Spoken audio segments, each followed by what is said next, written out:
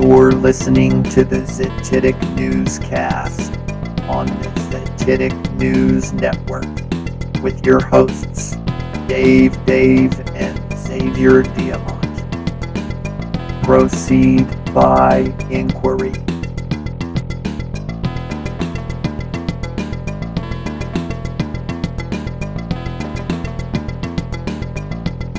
You know, I think our intro is so apropos. When it was recently announced, I think Elon is now like 7th wealthiest in the world according to the publicly announced wealthy. You know, there's a lot of private wealth that they don't talk about, but you know, we have essentially shut down our economy, and yet Tesla stock is rising. The stock market is rising. Because of the electronic money printing as a artificial stimulus for the self-imposed, cervezavirus lockdowns. And we're seeing an expose in many ways of the control structure with respect to pedophile networks and their grip over various institutions. Not least of which the media, the law enforcement. It seems like the tentacles are everywhere, and we really should be casting every day. Of course, love to, because things are developing at such a quick rate. I mean, incredible. Here we are, Dave and Xavier again. I think this is our 11th episode. It's July 16th, and it's hard to know where to start. It's amazing. But we've got a good lineup for today's show. Hope you all will check us out. If you're just listening on audio, visit us at Zetetic.News. There will be a video component to the program as always. We're just sitting here surfing and trying to recall what has happened since the last time we convened. So I'll start with what I just learned about. I don't follow Nickelodeon guys, which I heard Nick Cannon might be, but I just learned right before you came over, Xavier, that Nick Cannon was an anti-Semite. And I was like, okay, let's hear it. So let me pull up his clip. Here we go, and hear what kind of an anti-Semite he is. He got fired, right from Viacom. For not apologizing quickly enough, I think. Yeah. And is he? I know he's a Nickelodeon guy. He does kids shows, but now what is he? A rapper now? He did the whole Wild and Out show, and yeah, I mean he's into this sort of Black Hebrew Israelite sort of black supremacist stuff, which is really just kind of a repackaging of the current Jewish supremacist ideology into a sort of black. Veneer. And he's on what podcast is this? He's with Professor Griff here. Professor Griff. So I think this is some sort of promotional thing. Oh, and later on in the program, I also wanted to talk to you about the BLM symbol, the fist. Oh yeah, okay. It's like a Rorschach. There's a hidden image in there that's extremely revealing, and we'll fascinating. We'll actually point that out later. All right, let's listen to this anti-Semite. I want to know what's up here. Let's go to what it really is then. When we talk about the power of melanated people, when we talk about who we really are as guys, and understanding that our melanin is so powerful and it connects us in a way that the reason why they fear black, the reason why they fear is because the lack that they have of it. So then when you see what Dr. Francis C. Welsman talked about is that fear in that just genetic annihilation deficiency of when you have a person that has the lack of pigment, the lack of melanin, that they know that they will be annihilated. So a lot of things to unpack there. First of all, gods. They he keeps referring to they. Who is he really talking about? Those who lack. But isn't it a grading scale, this melanin thing? Like, everybody has some degree of melanin. Right. It correlates perhaps to the perceivable darkness, you might say, of the exterior, dermis. But then he equates that to amount of soul. Oh, yeah. Yeah, he divinizes pigmentation in this. So couldn't we be holding swatches up to these guys sitting next to each other? What, somebody's going to be offended here. Because there's always, like, perhaps his parents are darker than he. Is he saying that they have more soul? But no, it's a clear line. Lack and have. He's drawing that. Right. Yeah, well, and it's ultimately aesthetics, okay? You boil it down to it, it's a form of aesthetic tyranny. It seeks to coloristically reduce the identity of someone based on their appearance. So, whatever happened to the idea of judge not someone by their appearance, don't judge a book by its cover. Right. Right. Is that just nowhere in this ideology? I mean, the generalizations continue here. So therefore, however they got the power, they have the lack of compassion. That melanin comes with compassion.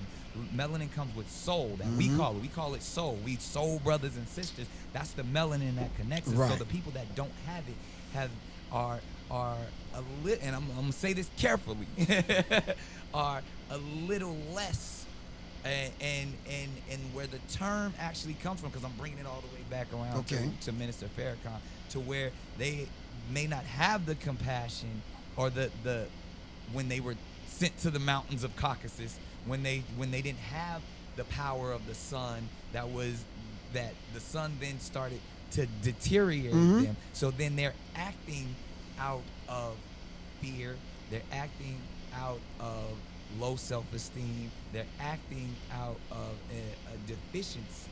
So therefore, the only way that they can act is evil. The only way they have to rob, steal, rape, kill, and fight or flight, in order to survive. Exactly. So then these people who didn't have what we had, and when I say we, I speak of the melanated people. Right. They had to be savages. They had to be barbaric. Because they're in these Nordic mountains. They're in these rough, torrential environments. So they're acting as animals. Right. So this guy is just clearly a moron. Well, he's just making it up, and he's just parroting, derivative summaries of stuff that he's read. This is none of his own thinking. Right. Just right down to the Malcolm X glasses that he put on his face. Well, and also this not to judge a book by its cover, but I see where he's going with that. Well, because it's the whole Black Hebrew Israelite supremacist, Nation of Islam, anti-Western grand narrative, essentially.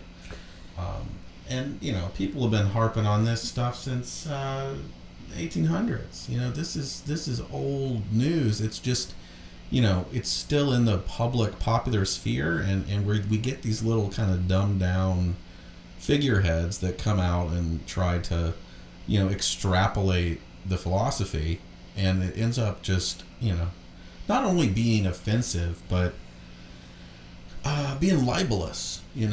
It's casting this huge wide net and painting with this absurdly broad brush about, you're talking about like what, 50 different unique cultures, languages, hereditary structures. I mean, yeah, it's imbecilic. It is imbecilic.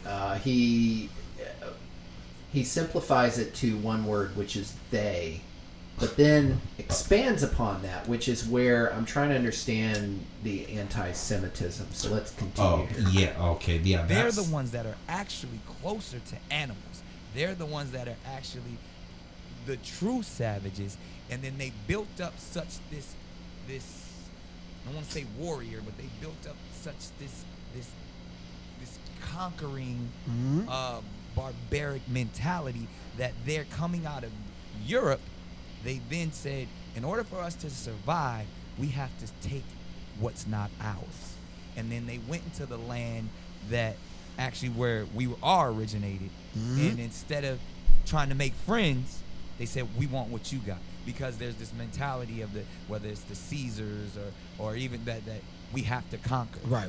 So I say all that to say the context, and when we speak of whether it's Jewish people, white people, Europeans, the Illuminati, they were doing that as survival tactics to stay on this planet. Right, because we never had to do that. Right, because they've learned when they circumnavigated the globe and they ran into these islands and these places, and we were already there to greet them. Right, with open arms. With open arms, teaching them, but then when they were deficient. They were deficient, so they wanted to get what they thought we had, and we did have it. So the rape took place of the one. Well,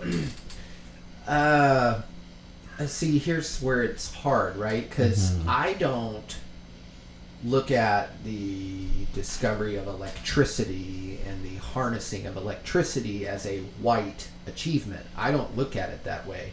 But when I hear someone like this talking about melanated, lack thereof, deficiency, and what, they wanted what we had, I'm like, well, if we're going to categorize it in such a generalized, sweeping tone, can't I claim the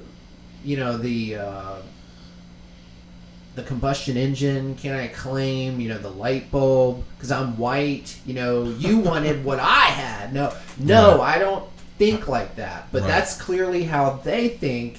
Who's they? I'm talking about these individuals. Right. Just like I wouldn't say they as they who invented the light bulb, the white people. No, I'd say like maybe Nikola Tesla and Thomas Edison, but this is the problem is, like you said, hyper-reductionist, coloristic.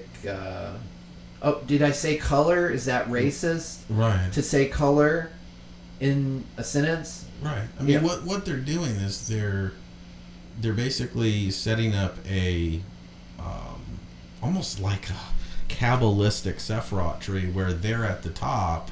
Again, it's this Black Hebrew Israelite stuff where they can appropriate aspects of the Kabbalah and the Talmud. But isn't it interesting? He was accused of being an anti-Semite. Isn't that like what got all the ire of Viacom and got him fired? So he said Jewish, European, which European, that's a continent. Right. Well, and it's also not even like that. It's a relatively recent term historically. Right. Essentially, and it just shows the really low resolution, small frame of reference historically that they're trying to use to justify this, bigotry, basically. Right.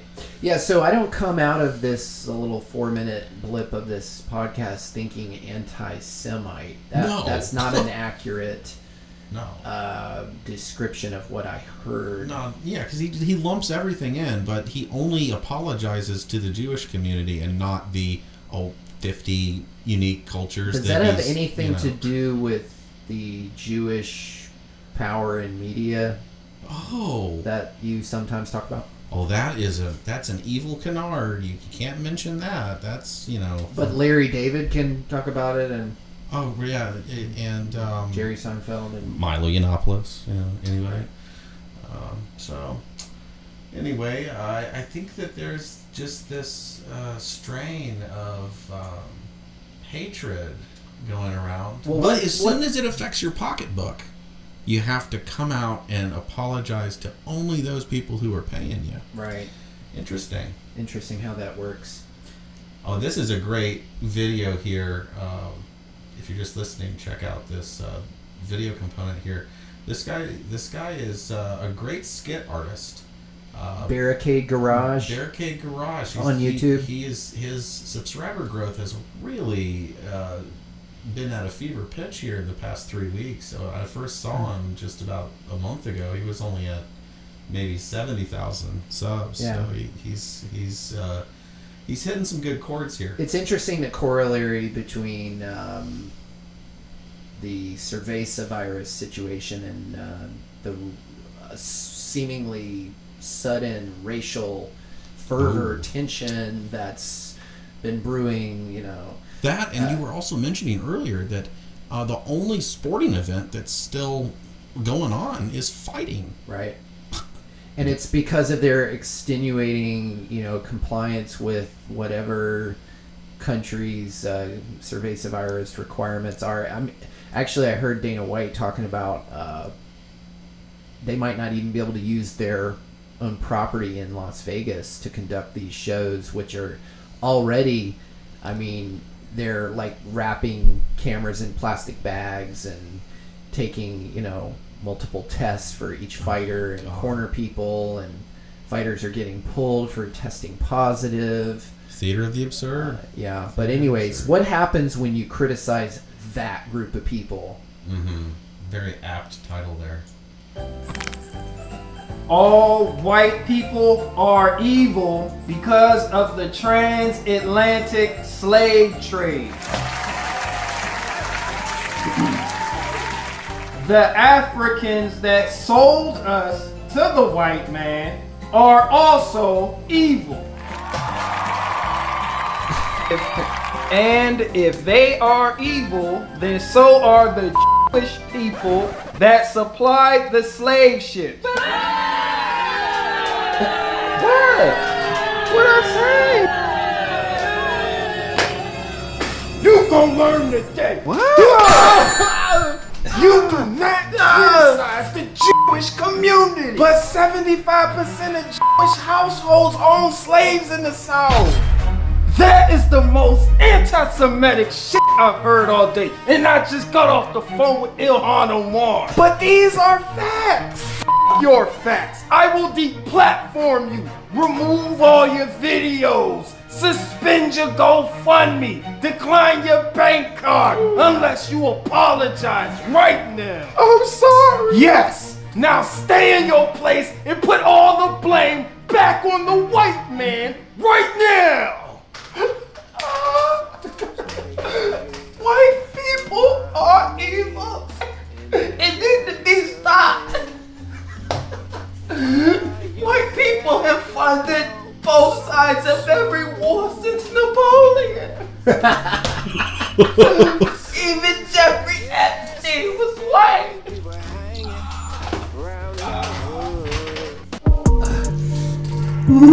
Dude, hilarious. Very on point. I mean, yeah. At least he gets it, right. Because I swear he's one of the few demographics that can get away with that and still have this posted on YouTube. Right. Amazing. Yeah, use that to your advantage for sure. Mm-hmm. Absolutely. But I had a conversation once about this idea of the white man. I was told that white men are in power, and so they're the problem, essentially. They are the problem. Okay. Right.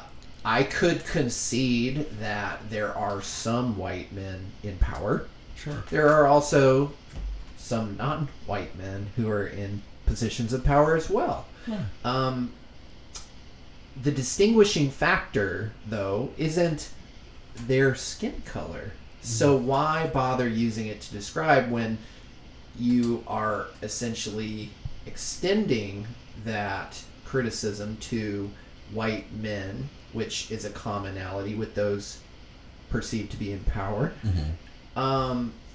who are in fact not in power. So what's the point? Well, what's the point? Right. That's the whole thing is that, look, your average working white person has more in common with the average working black person than they do with a billionaire who's white, like Bill Gates. That's the difference. And it's the same thing the other way around. Blacks, who are just regular people, have more in common with regular old white people than they do with Oprah or Obama. Absolutely. And it's just, they're playing this stupid, oligarchical, divide and conquer, coloristic, reductionistic nonsense against people because they love insulting people's intelligence. at the end of the day. Yeah, that's very evident in the mainstream news networks Big time. reporting. It's interesting. It's an interesting gamble, though, on the part of the power structure with the cervezavirus lockdown situation, because they're trying to inculcate this snitch society, and I think especially inner city blacks, that's not part of their culture to snitch and talk about, telling somebody for wearing a mask. We played that clip on the last episode of that seemingly innocent shopper who happened to be black, not wearing a mask, getting totally assailed and assaulted by a Forsyth County police officer when he was shopping, I think, at a warehouse for shoes or something. So, and this is only heightened in the last few days since we had our last episode. This push for the mask wearing. And it's interesting, Tony from God Rules on YouTube, he did an interesting report on he was citing another report that identified the 22 states which are actively talking about relocking down, and they happen to be all the southern states, which ostensibly would be the ones most capable of swaying the election. So, I mean, I don't think anybody denies anymore that this is political. It was from the start. I mean, It came from China, right? The beta test of Wuhan to model gain of function UNC lab, long-term big government money research being poured in from taxpayers. Matter of fact, I think we made a tweet to Donald Trump, who was calling out China for the pandemic and their culpability in the matter. And I thought it was a good question. Why be so angry at China and not your own boy, Dr. Fauci, and doctor in quotations, and at UNC for their dangerous cervezavirus gain of function testing in collaboration with China? And this is admitted, like the NAID, I think it is, National Association for Infectious Disease or whatever. Fauci's, who heads that up. It was their money that went to Wuhan, and so, this is definitely political on both sides. Because as much as Trump wants to not wear a mask, he also let the CDC basically push all the counties and the cities and give them the leeway. But I did see there. Should pull it up. He did wear a mask, interestingly, for the first time in public to Walter Reed, which is the Veterans Hospital. It's kind of like, I wonder what those old guys are thinking, seeing the president walk through their halls with a mask on. Yeah, he'll go to a mall, but not that's because the veteran hospitals are notoriously unhygienic and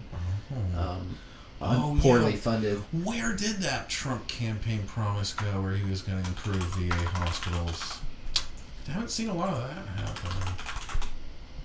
Yeah. I mean, I think that there's a bigger agenda beyond the election year, of course, in play, because, I mean, you have Gates being the number 2 biggest funder of the WHO. Right. And you have Gavi, that was started by the Bill and Melinda Gates Foundation. Trump basically just diverted funds from the WHO to Gavi. Is that really what happened? Yeah. And the WHO funds are still there. They're going to be here for the next year. And then he pledged, even more to Gavi, and that's a derivative of Bill and Melinda Gates. So, in a way, it's like Bill Gates is now the czar. He's the public health czar of the UN. I saw that he withdrew, and that seems like a good direction. Right. I mean, in a lot of ways, that's kind of some election year flexing a little bit, but if you read the fine print, the funding is not going away. The research funds into vaccine distribution is going up. So. And I did see that while they took the $450 million, which is really paltry dollars, when you've got Bill Gates over here funding $10 billion for vaccines. So what does the $450 million even pay for? A bunch of paper pushers at the WHO, anyways. Probably, policy wonks who create marketing material, for the WHO website and shit like that. Right. But I did not realize the diversion to Gavi, but that does make sense.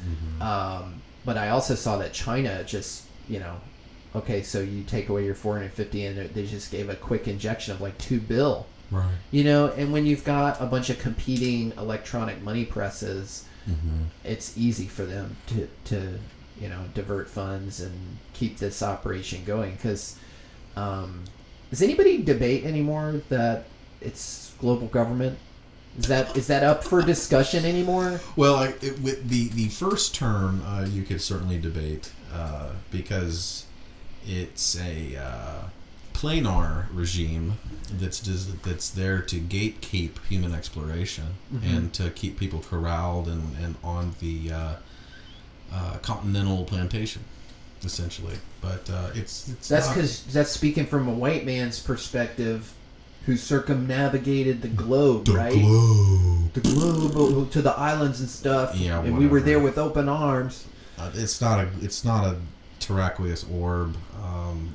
Water doesn't adhere to three-dimensional objects of any scale.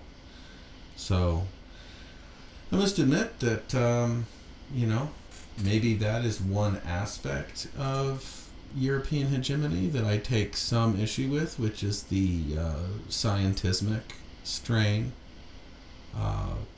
heliocentrism, and all of the sort of Jesuitical elements that have cropped up through the Holy Roman Empire post-military order. I mean, I could definitely see how that's, easily condemnable. Well, on that note, since mm-hmm. we're talking about the Earth, right? Right. I did want to play a few minutes of this clip. It's a good channel, the Lost History channel. I don't know if you've come across it.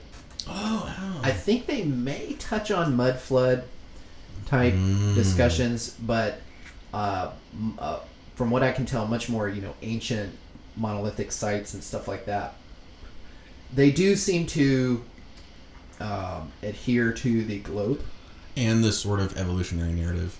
Yeah, but they do create some pretty good content that at a surface level, a certain level, I think can help grow the awareness about history and how it's been totally perverted, inverted, obfuscated, mm-hmm. From our collective view. And I often joke in our past episodes about the public school depictions of the construction of the pyramid, which are comically fraudulent.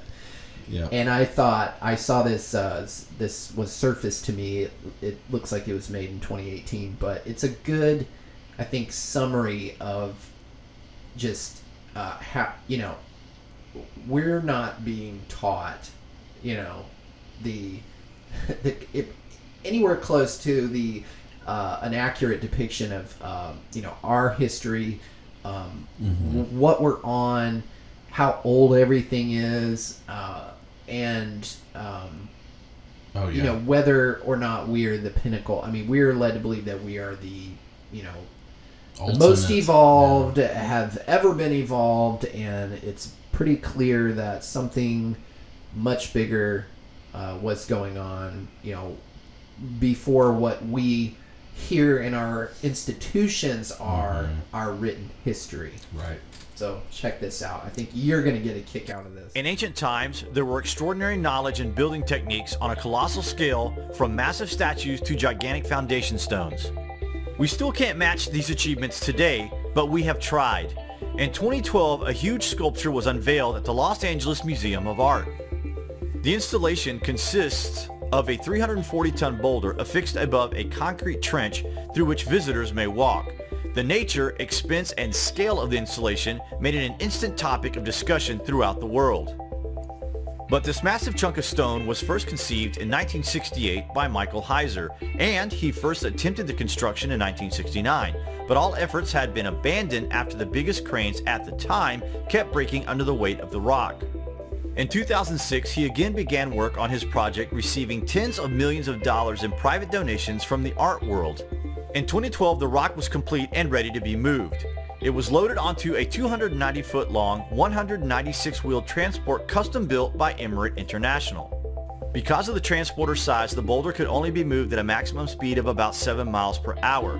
They had to travel a special 106-mile route through 22 cities and 4 counties in order to avoid overpasses and roads that could not support the weight of the boulder.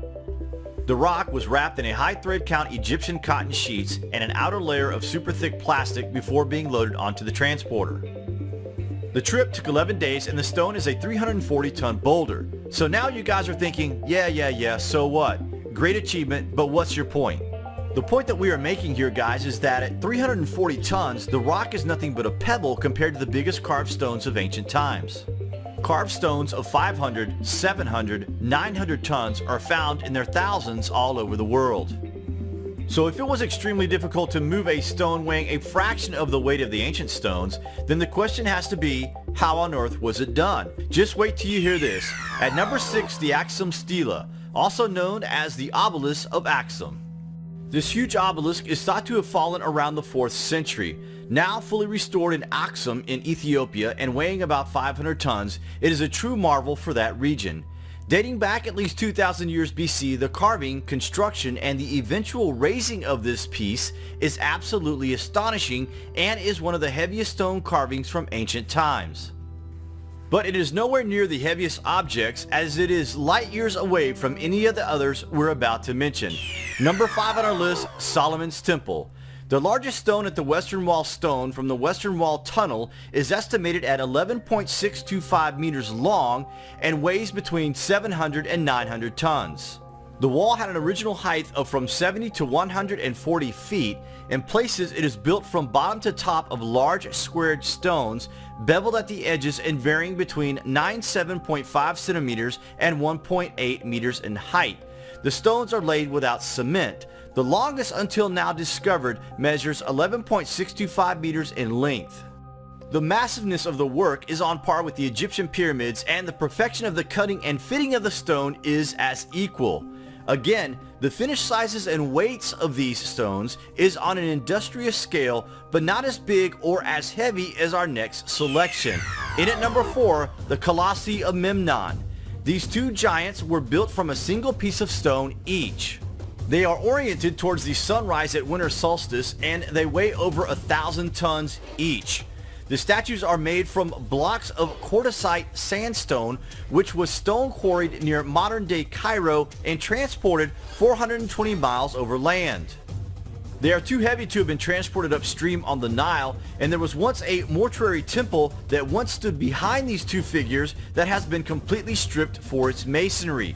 It is not surprising that the occasional eyebrows are raised about the past concerning the extent of the masonry skills used in ancient times. Not only were the structures superior in a visionary capacity, but also in precision, design, and execution.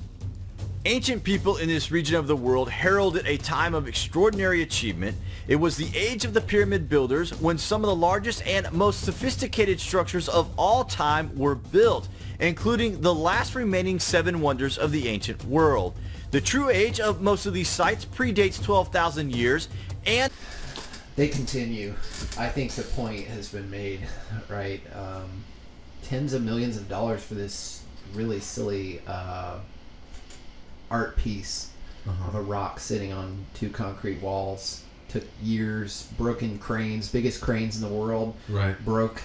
And so we're supposed to be the most advanced ever, and there's just like these colossal achievements that are just scattered across the plane. Yep. And man, it really makes you wonder what's out there. You were mentioning while we were listening to that Gunung Padang. Gunung Padang, which is from is in Indonesia, and it is dated to far predate the pyramids of Giza, and they're massive structures, absolutely mind-boggling. And this is supposed to be in a area of the world that, according to a world historical narrative, was basically populated by a few random Aboriginal tribes during that time, because it's near the Ice Age, supposedly. So it just goes to show that all these, quote unquote scientific grand narratives and portraits of history, the vast majority of them are complete hearsay and speculative nonsense, since we really just don't know. Yeah, at what point do we stop trusting the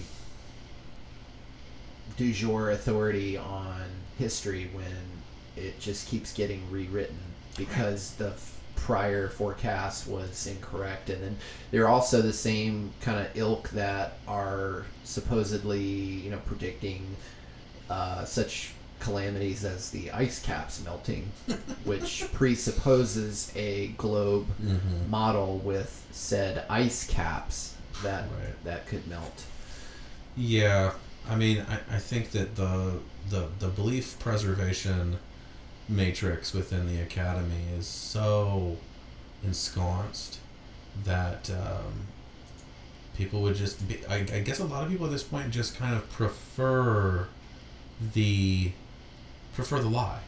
They sort of just prefer the narrative because it's too upsetting, it's too unsettling that we don't have the knowledge that we claim we have in the capacity that we say we do. It's definitely worldview shaking information to confront if you think that you were taught that you're the best and brightest that there ever was, the pinnacle of human evolution.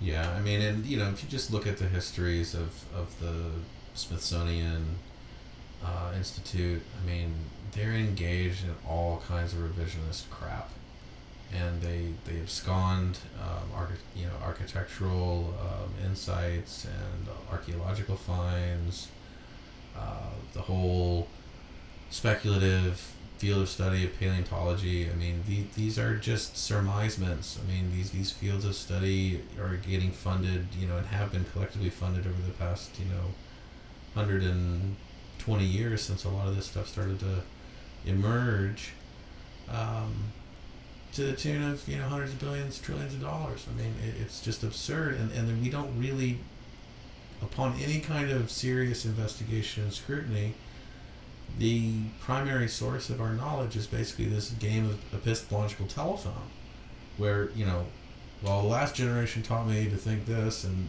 we've fine-tuned the narrative, this way, since then, and, et cetera, so on down the line. I mean, and then the generation before that, they had a different version, and, we kind of fine-tuned it, from there, and, it's this sort of teleological successionism that isn't based in any sort of forensic reality.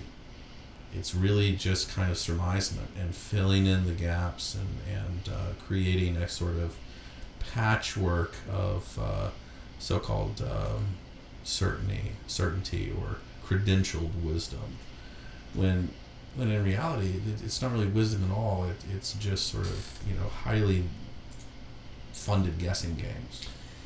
Somebody has this knowledge, though, of what was here before.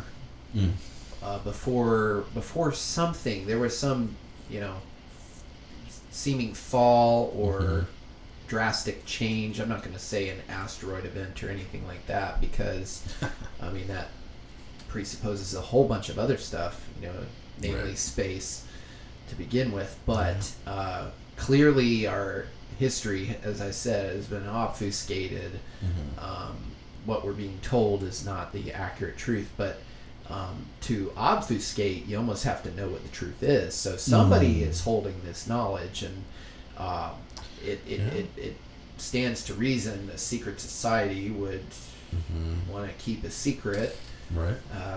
And that brings me to an interesting bit by Ben Fulford. This is a few weeks ago. think what you will, love him, hate him, whatever, he points out all these reports from various local news agencies, subsidiaries, I'm sure, of the 6 major media companies, but they're reporting of cerveza cases in various places. 322, 322, 322, 322, 322, and there's no such thing as a secret society, right? And they don't ever use numerology or other sort of word magic, right?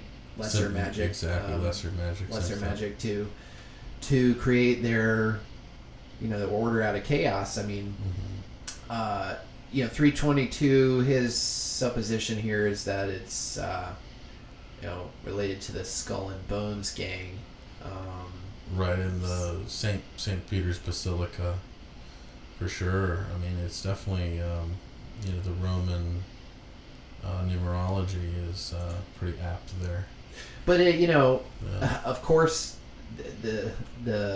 I saw this, and I also heard another report that there were over 300 laboratories that all tested 100% positive rate, and it's like, they had to revise it, and they were 90% off. Oops. Oh, okay. Oops. Well, look, since we last met, I've seen the reporting go from hospitalizations and promoting some number as being very high to promoting the number of new cases. But that's in parallel to all the funding going to these various biotech companies for cerveza testing. I see it on the side of the road. People lined up to go get tested.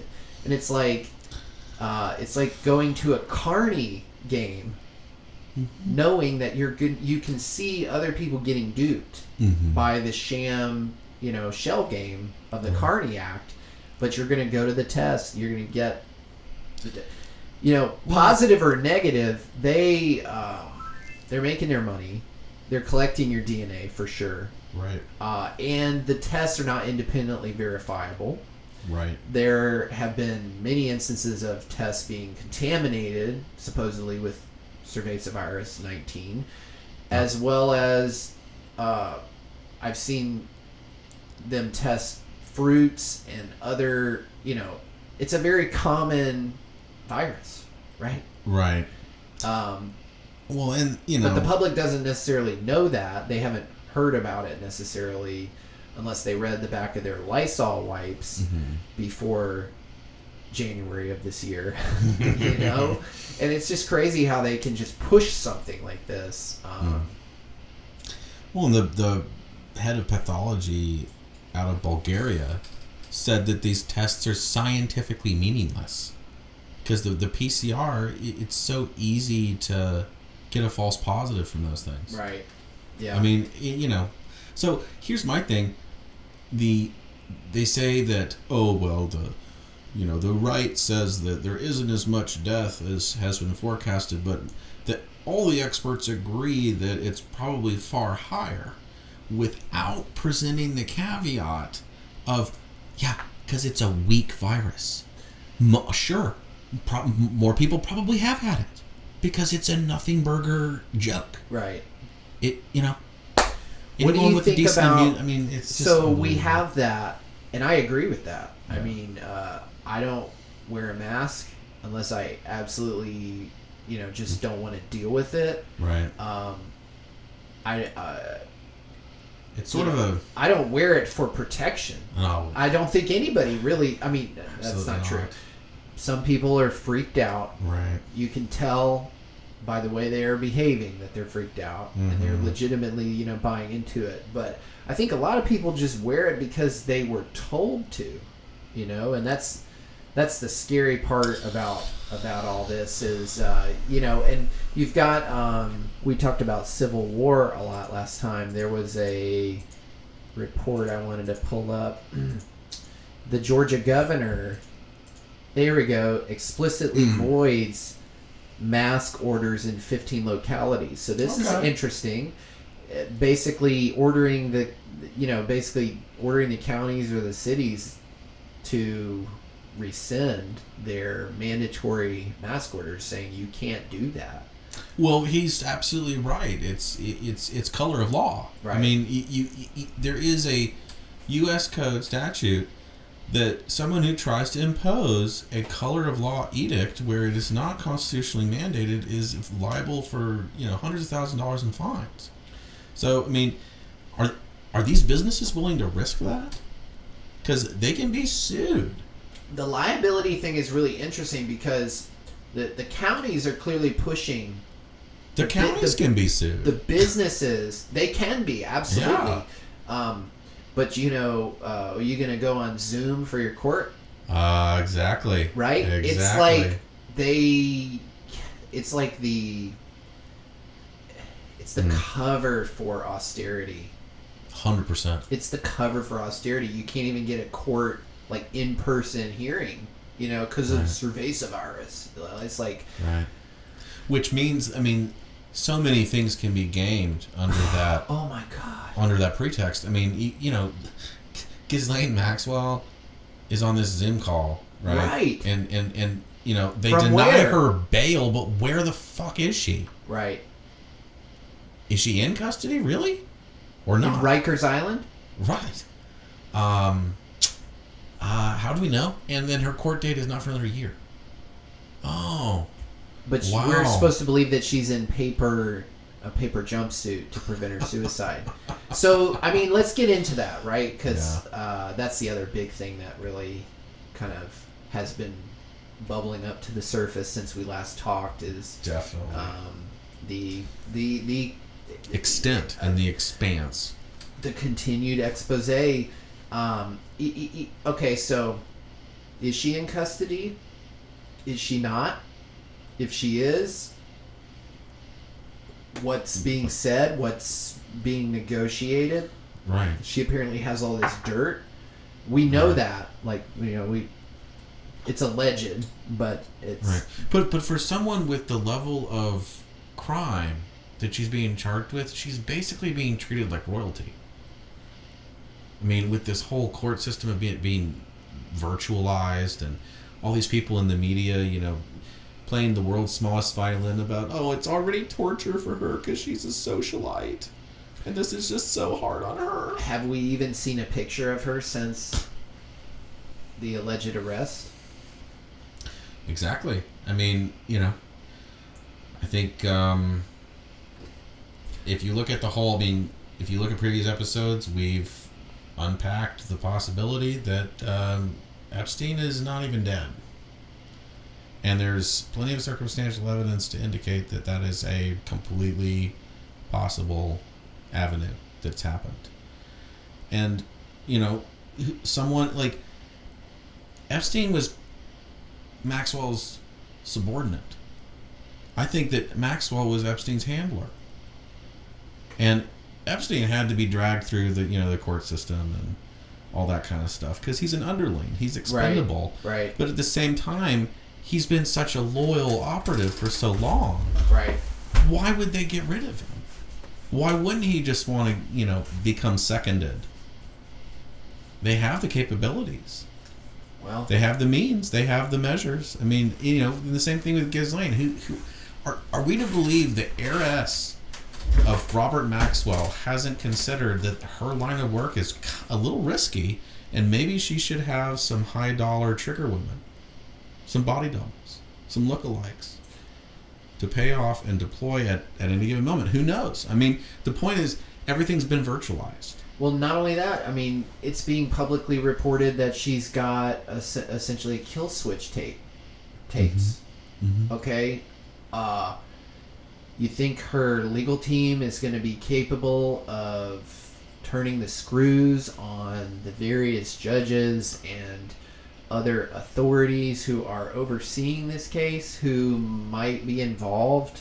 I mean, we've already seen if members of Congress, members of the Senate, members of the executive branch, members of the Federal Reserve are involved in this. Don't you think, the judiciary and other, supposed just arms of the justice system are also... Of course they are. That's what the corrupting influence of pedophilia and child trafficking and blackmail does. Is it basically eats from the inside.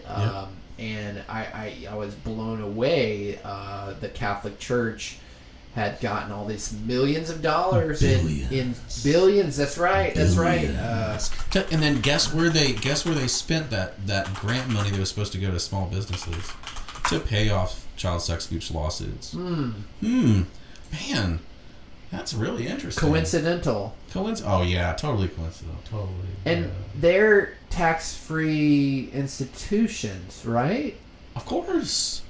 Absolutely. Wow. Absolutely. Not that I think they should be taxed from a central authority such as the IRS, but it's interesting that they would be qualify for a relief stimulus from the Treasury, which was printed out of thin air when they are tax exempt. So they get to take from the taxpayers, even though they don't pay in, and they use that to pay their low wage construction workers. Is that what I'm to believe, to build their humble house of God? Or pay off settlements. Man. Ooh, settlements.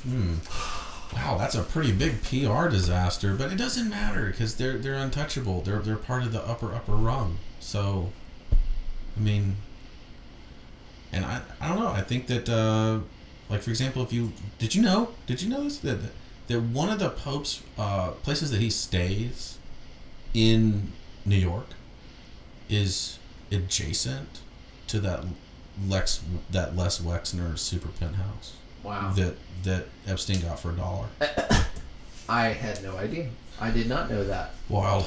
And I mean, it's just the interconnectedness of it all should be so apparent to people by now. Yeah. But people have been conditioned over many generations now that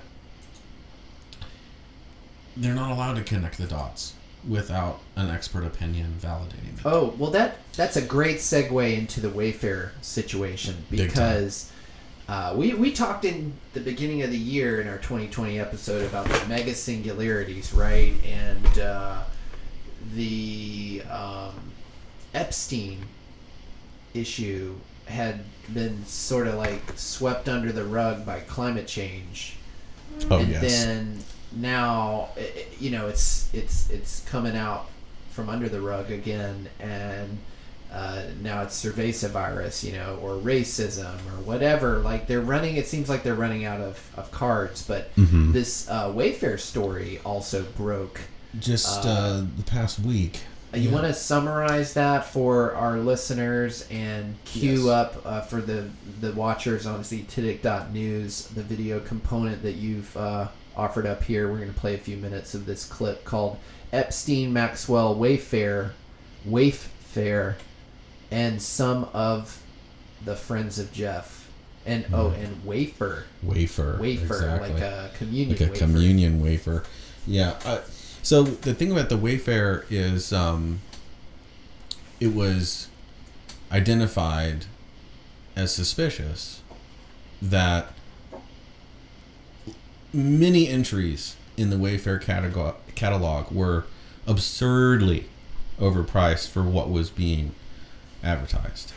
But the thing that was of special interest was the nominal descriptor of the brand or the style of pillow or cabinet or bunk bed or painting or whatever. I mean, there's so many different ones where it met this profile. Matched either the first or last name of missing children.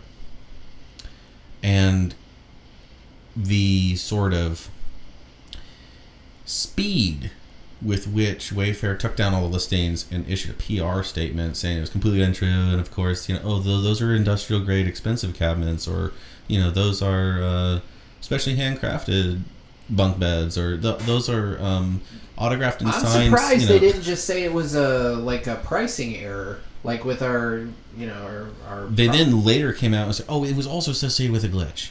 Oh. So, I mean, okay. So those two actions right there, to me, make it more suspicious. Mm-hmm. Instead of them coming out and saying, we're definitely going to look into this, and we're not really sure why this is happening. We'll get back to you. They immediately came out and was like, oh yeah, no, that's it's of course it's not true. Yeah. You know, so usually when it's a I think thou doth protest too much kind of response from them, it adds to the suspicion factor. And there's a whole lot of other aspects tied in, you know, with the whole Tom Hanks. He had an Instagram photo that had like an SRC code that when you put it in a Yandex, it pulled up suggestive pictures of girls and all this kind of stuff. A lot of this is definitely associated with Q and the channel Amazing Polly. So there is a little bit of a it's very specific in where the source kind of leak really came from, and that's always, you know, something that deserves patience and scrutiny, because you know, you don't kind of want to jump the gun and become victim to a sort of flack campaign, because that's the concern of a lot of people in the truth research community, is that this could be, you know, poisoned breadcrumbs, basically. Honeypot. A honeypot, sort of, you know, designed to, you know, attract people into it so that they can later prove it wrong or discredit it or what have you. And, you know, there were some like kind they of, tried with Pizzagate, and like they tried with Epstein as well.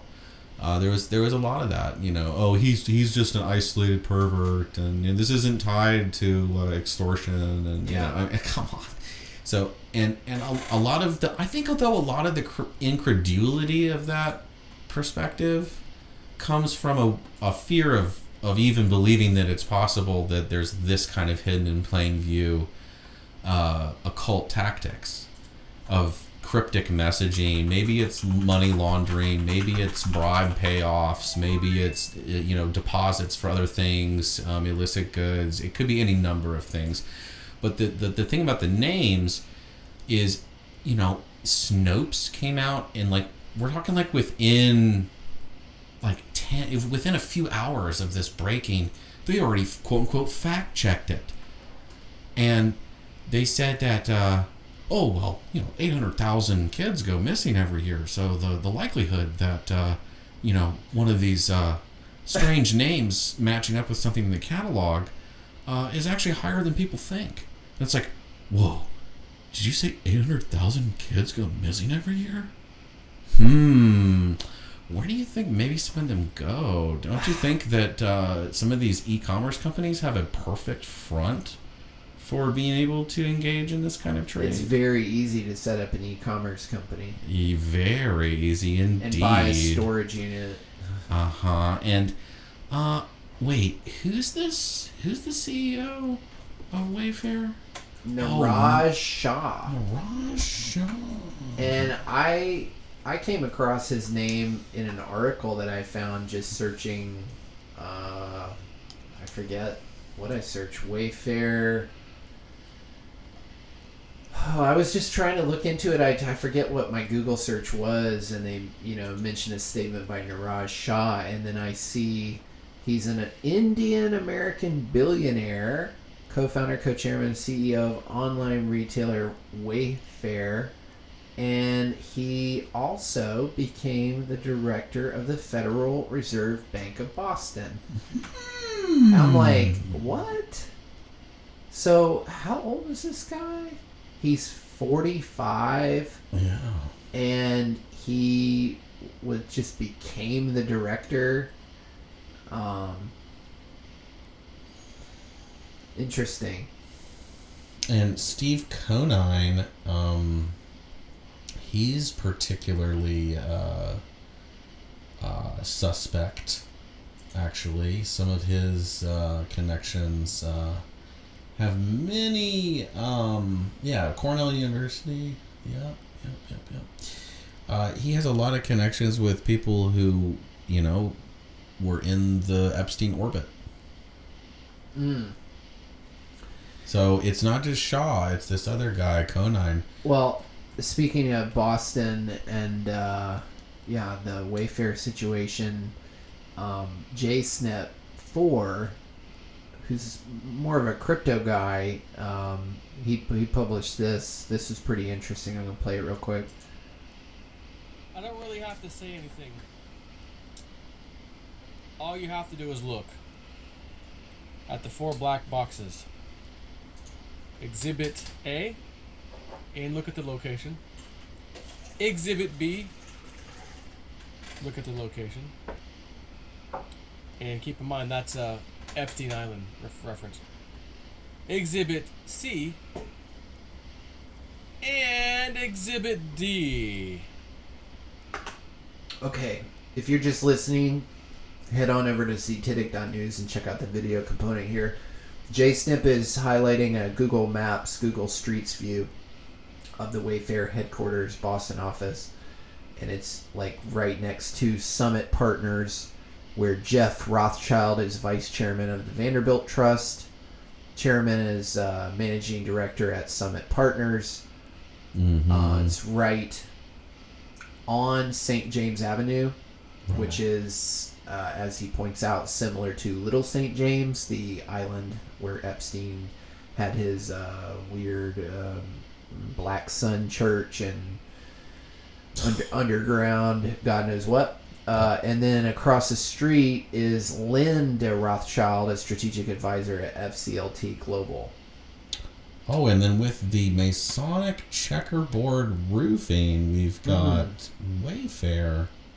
Right and they there. even admitted, Conine and then they admitted that the term Wayfair was designed to be, oh, we have 2 separate words, way and fair, but phonetically, it's also Waif-Fare. Explain that. I saw a meme about that. So, Waif.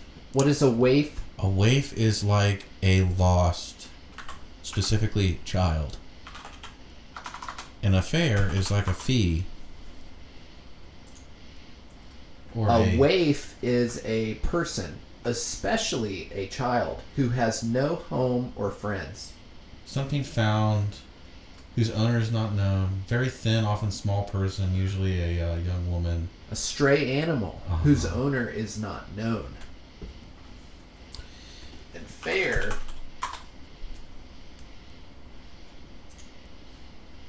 Price of conveyance or passage. Yep. Yeah. And so let's play some of this video here. Epstein, Maxwell, Wayfair, friends of Jeff. You let me know when we should stop. Go for it. Can be Photoshopped, but if you look at these names, they do make sense. All right, so I would say for someone who is accused of being a friend of Jeffrey Epstein, if any of this information is really wrong, you can make your case, say that it's whatever the source was has been photoshopped or adjusted. You've never been on an aircraft that flew to the Lolita Express to Jeffrey Epstein's Rape Island, where he's probably sitting right now drinking Mai Tais. Okay, so Elon Musk, that this individual is, I'm 99.9% certain this is a false identity. Okay, the Daily Beast, Stephen Hawking, given what they have used this poor paraplegic for, I'm convinced this is a false identity. There may even be more than one individual. Why would you have a paraplegic, a supposed brilliant paraplegic, to Jeffrey Epstein's Rape Island? To mock him? Okay, and that's New York Magazine. All right. Ben Affleck, Flight Log, and it's Flight Log, Courier Daily. Woody Allen, we've heard this repeatedly. So Flight Log and New York Magazine.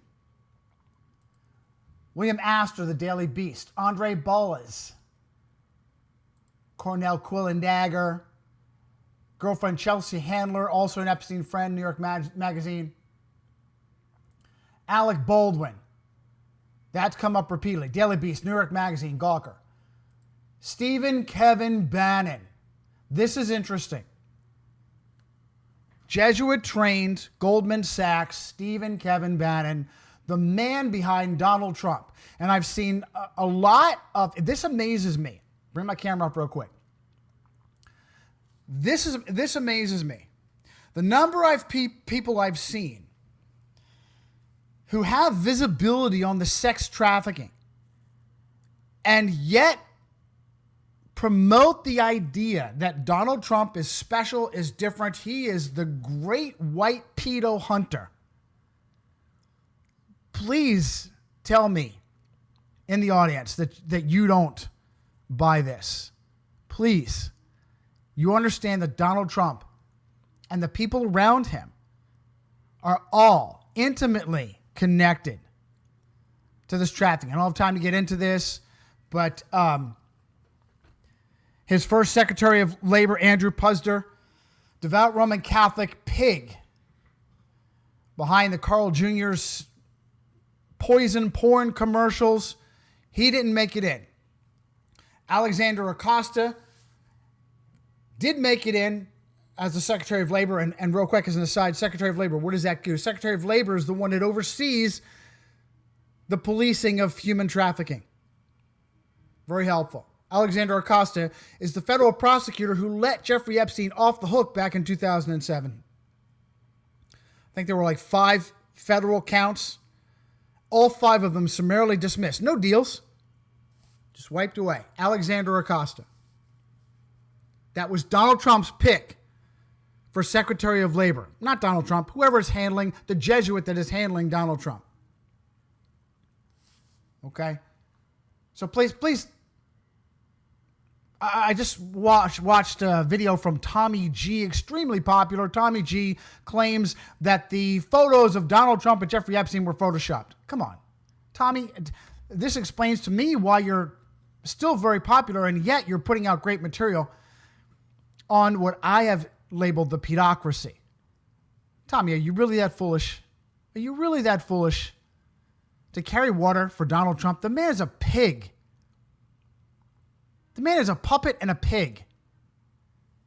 He is not the great white pedo hunter. Let's go back to my list real quick. Who do we stop at? Stephen Kevin Bannon, Ehud Barak, flight log. Donald Barr is on this list as a friend of Epstein because he got Jeffrey Epstein his job. Now, who is Donald Barr? Donald Barr is the father of the Attorney General. Donald Barr used to be Jewish. Guess what religion he became? I don't know if Donald Barr is still alive. We use the old Inquisition terminology. We call him a converso, a Jew who became a Roman Catholic.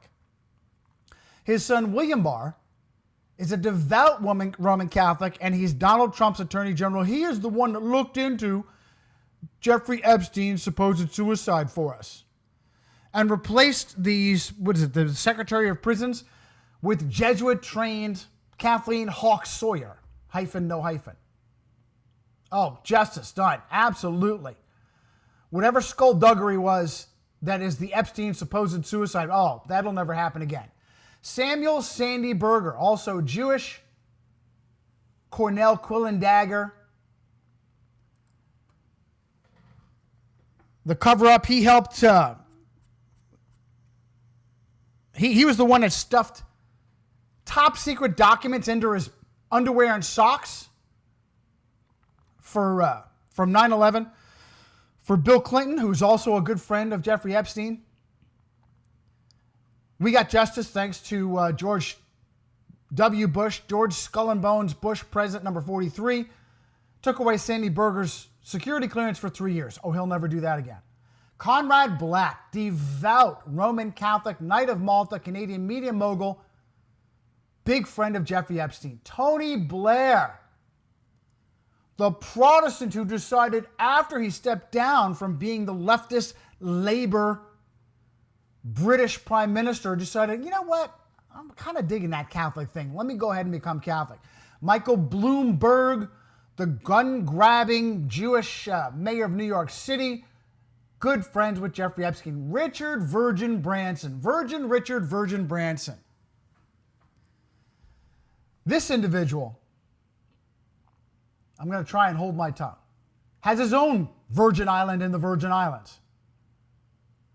Extremely creepy, despicable individual. Virgin Richard, Virgin Space Branson. Chris Brown, Naomi Campbell, Jim Carrey. This is on the Reddit flight logs. John Cleese, the funny man. Bill Clinton, come on, we all know. We've seen the pictures of Clinton and Trump. Put to death any ridiculous ideas of one party being less filled with pedophiles than another. Chelsea Clinton had her own special entry in Epstein's Black Book. Roy Cohen. Special entry. Ooh. Yeah, I mean, you know, I think that the emphasis here in this video is that this rot that is the Black Ring extortionist trafficking network is so pervasive in all these different fields that you can't rule out the possibility of it being so widespread that they would get cocky and do something as flagrant as the Wayfair thing. Right. And even if it's not, you know, kids in the crates being shipped around, and I think that's a little bit of a, you know, straw man characterization that, you know, right. Newsweek and Snopes and stuff is trying to use to discount it altogether.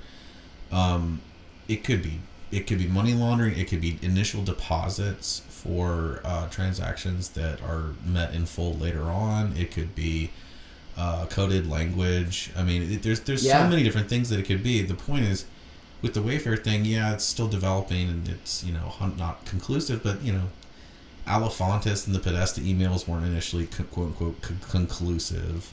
The Epstein Maxwell discoveries. No, it's so, you know, blatantly obvious that something is going on. Something is going on, and I do agree with Alex Jones in that it's always worse than you think. Right. You know, when I was coming to awareness about this, I just quickly did some Google searching and I found this article in faithwire.com. Wayfair employees protesting sale of beds to Christian charity commissioned by Obama. Mm-hmm. And I found it interesting because there was a walkout at some point. It says the e-commerce housewares brand Wayfair has drawn the ire of progressives this week for allegedly selling furniture that has ultimately been used to outfit migrant detention centers along the southern border. But many of the headlines have left out a couple important facts. A petition for the walkout, which took place Wednesday, garnered more than 500 signatures and earned the support of Representative Alexandria Ocasio-Cortez and Senator Elizabeth Warren, who's running for the 2020 Democratic nomination. And AOC says in her tweet, Wayfair workers couldn't stomach they were making beds to cage children. They asked the company to stop. The CEO said no. Tomorrow they're walking out. This is what solidarity looks like. A reminder that every day people have real power as long as we're brave enough to use it. So is this like a revelation of the method? Like, mm-hmm. We're telling you that they're selling beds to cage children, mm-hmm. which there are caged children. Sure. We got underground tunnels. We got deep underground bases. We're selling their genetics. We're exsanguinating them from the uteruses of millions of people a year, and we're selling them on the flesh market. We're doing all of that. We're genetically engineering with animals and chimeras, no doubt. Right. That's all happening. Yeah, we're dealing. Yeah, we got kids in cages, but is it for the border situation? Is that really what this cause is? That AOC is? I don't know about the walkout. Well, I don't know. And the other thing is just that prior paragraph. He ends the paragraph with, "There's it's missing a few important facts. Well, what might those important facts be? He doesn't go on to say, but you could read in between the line there and be like, oh, maybe Wayfair isn't the company that we thought it really was. In other words, yeah, they might be contracting with the government to provide these beds for kids, but what else are they doing in relation to kids and beds? Many of these online listings that were kind of collated in this revelation with Mayfair, one listing was an Aceta twin bunk bed that was over $15,000. Well, aren't there some investigators bringing about the fact that Wayfair is involved in either one or more children's charities, which on its face, it's benign, right? That's charitable, altruistic, blah, blah, blah. But there have never been any children's charities which have been used by the pedophile network to basically groom and scout for new sex slaves. That's never happened. Never. No way. Never. Yeah, that's the whole plausible deniability, just run with the denial, disbelief. And, I think that once you get past that, you realize, I think that it's cryptic messaging. They're trying to say something through the ad. What they're saying has not been specifically forensically proven, but there's enough suspicion to warrant further inquiry and to have a wait and see kind of approach. Because, on the one hand, you don't want to jump the gun and say everything that's being revealed is absolutely true. Right. Like, oh my God, absolutely, If I went and paid the $10,000 for this storage cabinet, I'm sure I'd have a child delivered to my house. That's the spin. Right. That's the whole hashtag Wayfair Gate, obfuscation. But the other element to it is, it could be so many things. Like the listing isn't clearly one thing. Right. Because in this one video by Memory Hold, he goes into the whole Reddit revelation of things and notes that this one massively popular, one of the highest rated one of the highest rated moderators in all of Reddit is this has this handle called Maxwell Hill. Right. And there is a lot of circumstantial evidence to point to the very real possibility that is Ghislane Maxwell. Right, and it was a perfect segue because you were talking about the just the obfuscation that happens on the internet, and Reddit purports to be the front page of the internet, and I have known for so long that, there was a high-profile suicide with a former, C-suite executive, one of the co-founders, I think. I forget the gentleman's name, but he was more of a free speech advocate, probably one of the original, developers of the project, but got too big for his britches, and, even though he was engaged, I think, to be married, he just, he killed himself. So, it actually came out, I think, really came out with the Snowden documents that the NSA and probably the DOD were straight funding troll farms. Sure. Troll farms. It paid stooges to go on, sow discord, dissent, confuse, disinfo campaigns. They accuse Alex Jones of disinfo and alt media of disinfo and YouTubers of disinfo, but they're taking taxpayer money and paying stooges to manipulate public opinion on message boards. That's known. Right. And especially on Reddit, where they had this high profile suicide, and it was already on a trajectory of, algorithmic manipulation of the moderation systems Definitely. and the voting systems, which impacted the visibility of the links and so on. And then you have this revelation about Ghislane possibly being a mod, and I thought I read this handle was the first one to ever get over 1 million karma, which That's is right. maybe this is what the clip goes into, so I'll just play it. For our listeners, check this video component out on Zetetic.News. This is Memory Hold, another awesome content creator on YouTube who is analyzing this Wayfair.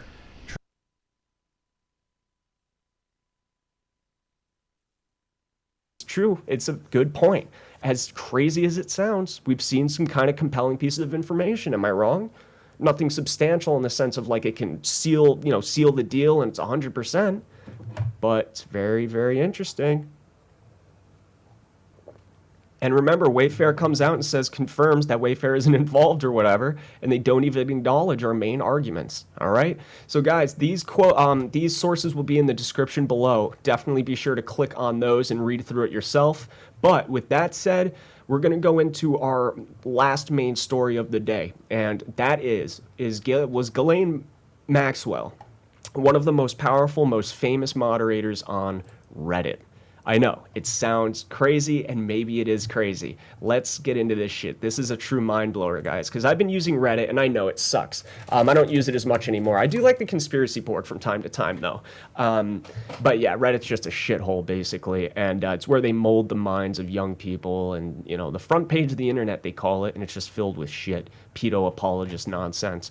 But anyway, not confirmed, but research suggests that Maxwell Hill, the Reddit account with the 8th most linked karma of all time, power mod of front page subs like Our World News and Our Technology, first account to reach 1 million karma, is and was operated by Ghislane Maxwell. Big claims, so let's see if they can back them up.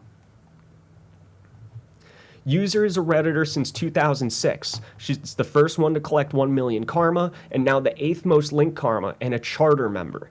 Maxwell is a very active Reddit user who produces highly upvoted posts every day, and there has been no posting at all after Ghislane Maxwell was arrested a week ago. That's the big one. So here's the compilation of evidence, guys, and I have this is important. You see this pastebin link? We have archived her entire account. So if you go to these links, you're going to be able to see the comments for yourself. See? Maxwell Hill.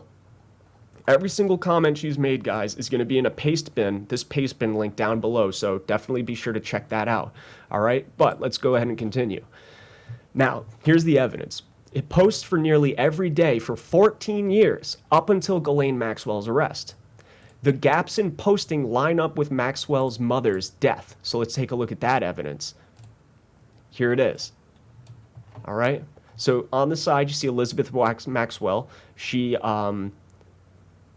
died August 7th, 2013. And then if you look at the gap in posting, you can see that there's a gap. You see submitted 4 days ago and then submitted 1 day ago. No posting between August 6th to August 9th. So there it is. August 6th, the day before she died, and August 9th, a couple days after recovery. Okay, that's proof number one.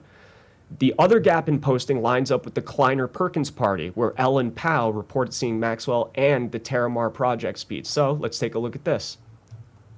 This is the tweet that Ellen K. Powell had tweeted out and deleted. She was at the Kleiner holiday party in 2011, but I had no desire to meet her, much less have a photo taken with her.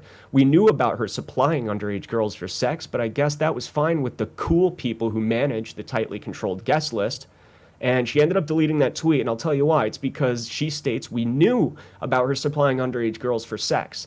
But guys, I gotta say, I gotta admit, like, in her defense, not that I want to defend her, but let's be fair. A lot of the stuff with Ghislane Maxwell was public knowledge by that time. It was 2011. Epstein was arrested in, 2007, 2008? So they had an idea. And Ellen is saying, look, I didn't even know she was going to be there. And by the way, this could be bullshit. You know what I mean? She could be just a fucking liar, sacrificing kids herself.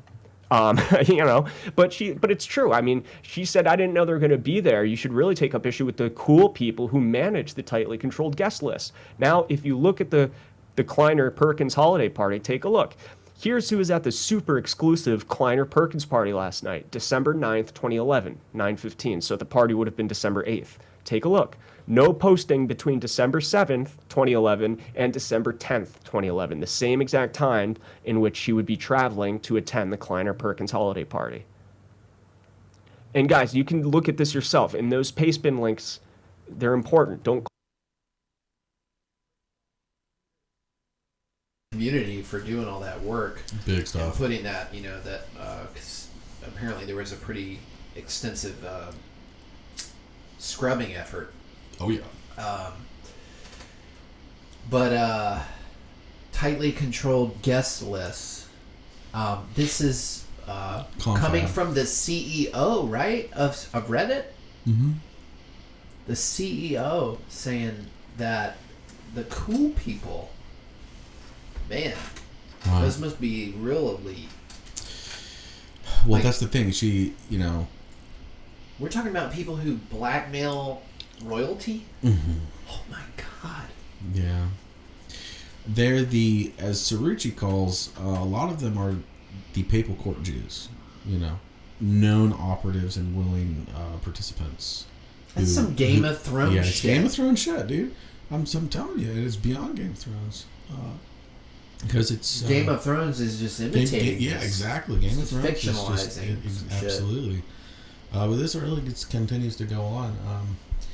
And they're rewarded handsomely. They're given, you know, she's the pinnacle like, treatment. That what she like Ghislane moved to like 35 different properties, right, in the U.S. That's what they said. Mm-hmm. I think she bought several of them. Right. This is the kind of money she's dealing with. Yeah, she doesn't have a job, and if I'm I don't know that many couches that I could sleep on. Like, not even close. My God, she's popular. Call bullshit before looking at it yourself, okay? All right. So, there was also a gap in time of her Tara Mar speech. Take a look. October 12th, plenary sessions. Yeah, Ghislaine Maxwell, founder of the Tara Mar Project. Looks like it's going to be Arctic Circle 2013. Yeah, that's it. Yep, and that's October 12th, 2013. She was supposed to be speaking there. No posting between October 11th and October 13th. And there it is, evidenced here. And again, check the comments yourself, guys. It works out. It works out. I was doubtful too, but it gets weird, guys. It gets weird. The main thing that is interesting about this account, Maxwell Hill, which, by the way, it's not just the name Maxwell that we're thinking about here as why, you know, we're suspecting that it's her. Take a look. Visit the Wikipedia. So her last name is Maxwell, but where did she grow up, guys? Take a look. Headington Hill Hall. Headington Hill Hall. And that's where she was raised.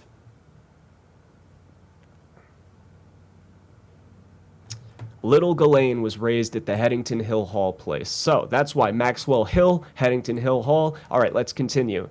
She goes around correcting the age of... Wow.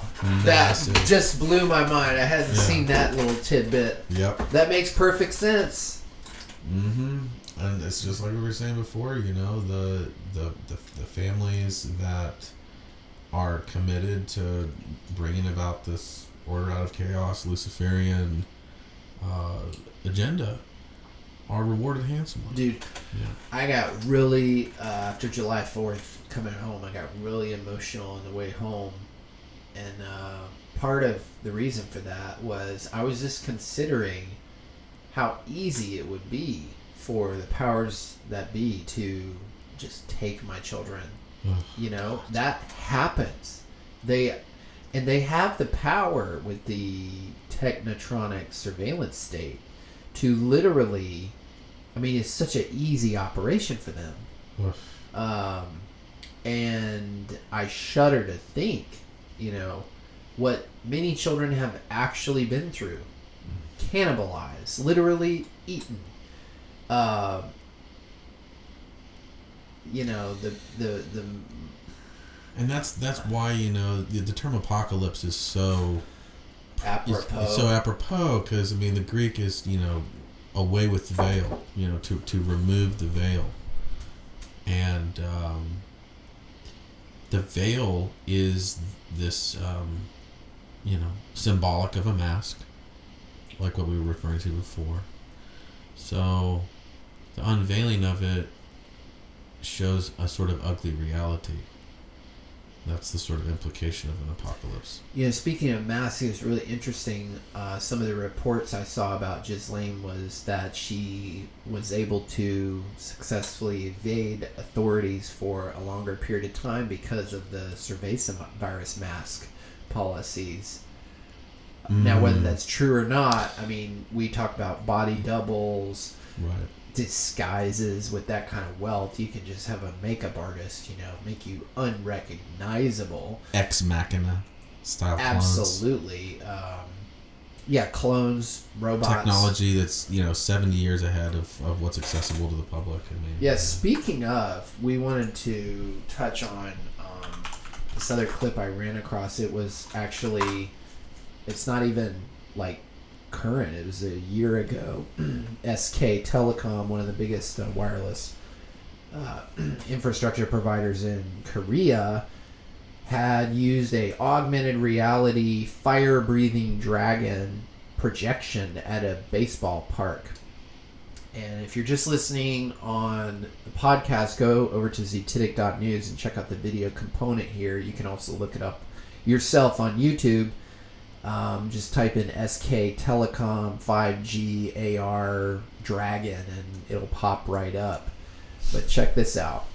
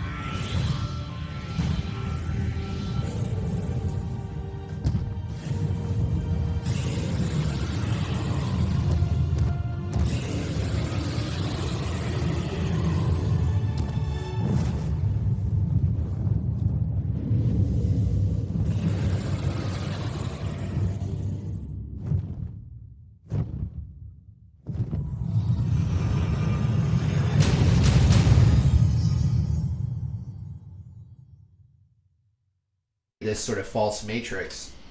Right, because as we've mentioned in previous episodes, you know, it's not enough that they, you know, control our sense of the cosmos or our sense of identity or our sense of history or all of our finances or all of the institutions of government and economics and science. That's not enough. They have to give us the consciousness that they want us to have. Right. It happens to be a poorly computer-generated dragon. Speaking of Game of Thrones. You know, in our last episode, we talked about the McCloskey. Oh, yes. couple who were simply defending their home. You know, I saw some subsequent reports. The initial reports, this is the couple in Georgia who... Or was I think it was Missouri. Missouri were confronted by Black Lives Matter protesters who had broken through the gate to their property and were threatening them, according to the head of the household there, and they being the husband and wife who lived there, you know, pulled out their guns and brandished their firearms and successfully defended their property. They're now under the scrutiny of the local district attorney, and they actually there was a police raid. If you're just listening, I've got an article up here from dailymail.com detailing the police raid. Whoop, sorry. Police raid house of gun-toting St. Louis lawyer couple and confiscate the AR-15 brandished during confrontation with Black Lives Matter protesters outside the home. So you see in some municipalities they're like painting Black Lives Matter on the street, right, and stuff like that, and they're kowtowing to the defund the police agenda perpetrated by BLM and others. At the same time, they're using police to raid the house of somebody who's been publicly... Who they want to be raided. Right. Man, this sets a terrible precedent. Horrible. Terrible precedent for... Well, and it's like, under what pretense? What was he doing that was illegal? That would justify this? I mean, they had a press conference. The DA, I thought it was the DA in the county, was like, you know, this is dangerous. We have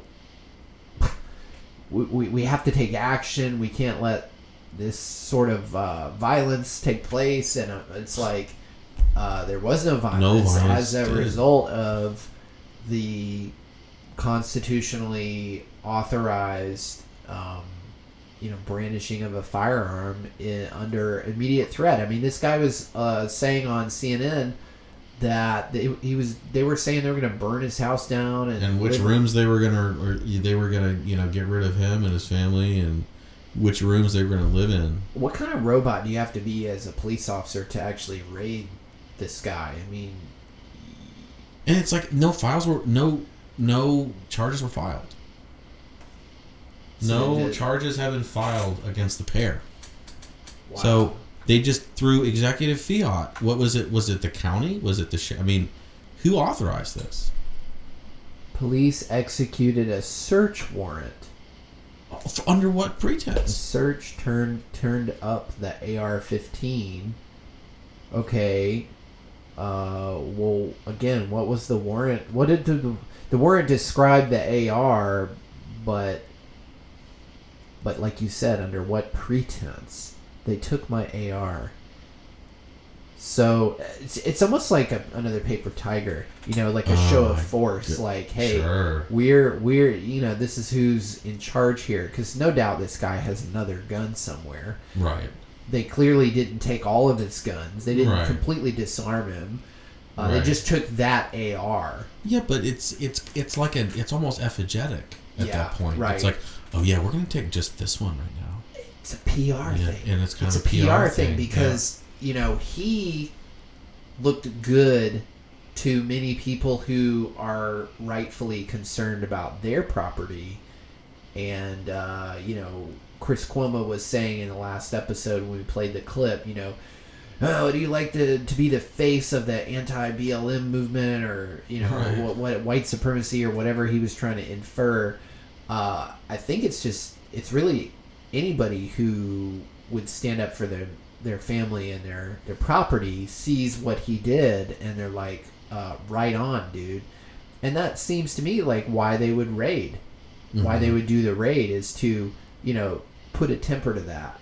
Temper that sort of attitude, any sort of positive upswell in the psychology. They don't want people to empathize and sympathize with this guy and feel incensed by what he went through, and they want to sort of throw some cool water on any sort of ancillary benefits to the publicity that he's gotten. That's how I see the police raid, at the direction of the league, the lawyers and the politicos in that jurisdiction. Right. All through color of law, of course. I mean, this guy's a lawyer too. Like, I think they're really biting off more than they can chew. Like, he's gonna fight that. You can tell. Right. And the thing is, we were talking about before, the corruption is so entrenched that he could very well just win the argument, and they'll still just rule against him. Right. That's how corrupt the courts are. Right. So, I think that this is a indicator.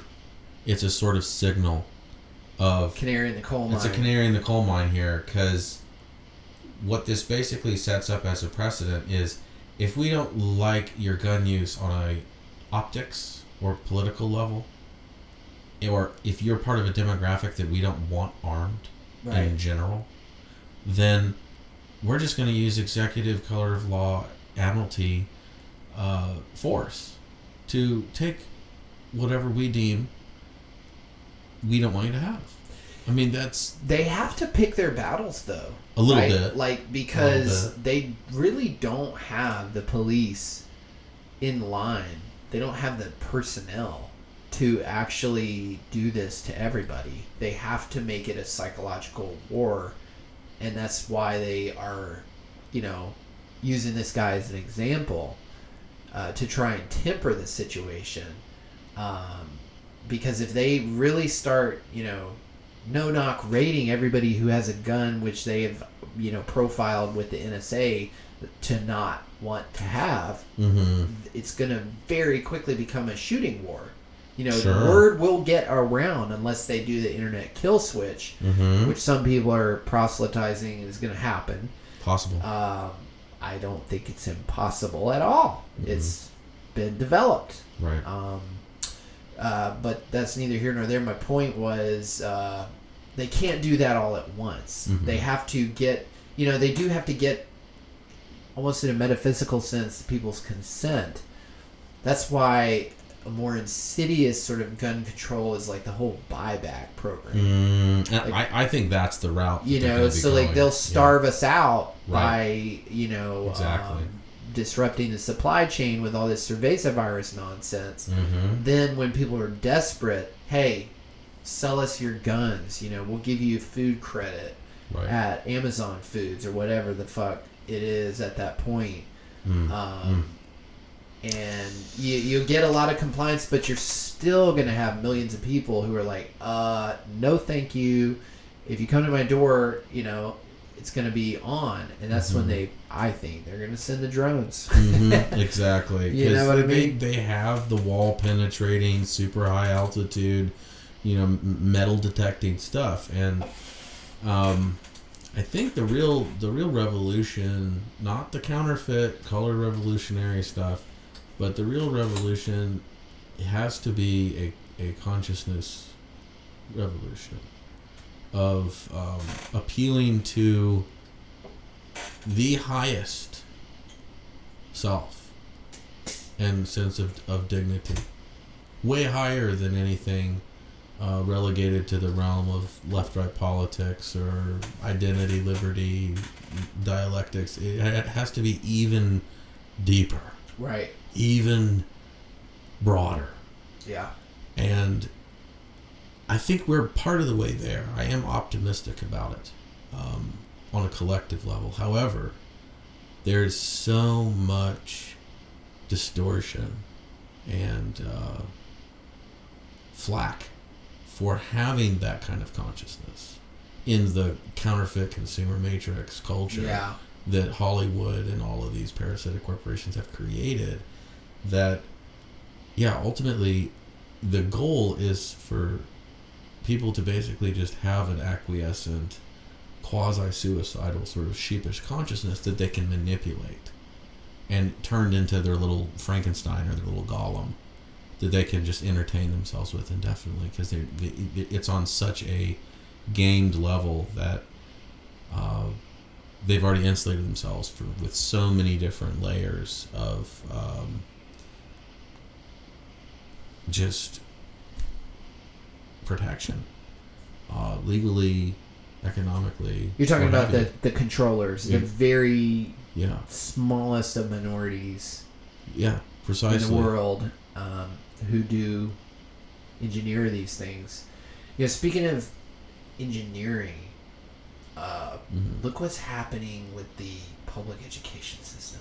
Oh my goodness gracious. Okay, so the governor here in North Carolina issued their new edicts Unreal. for high school and, you know, to reopen.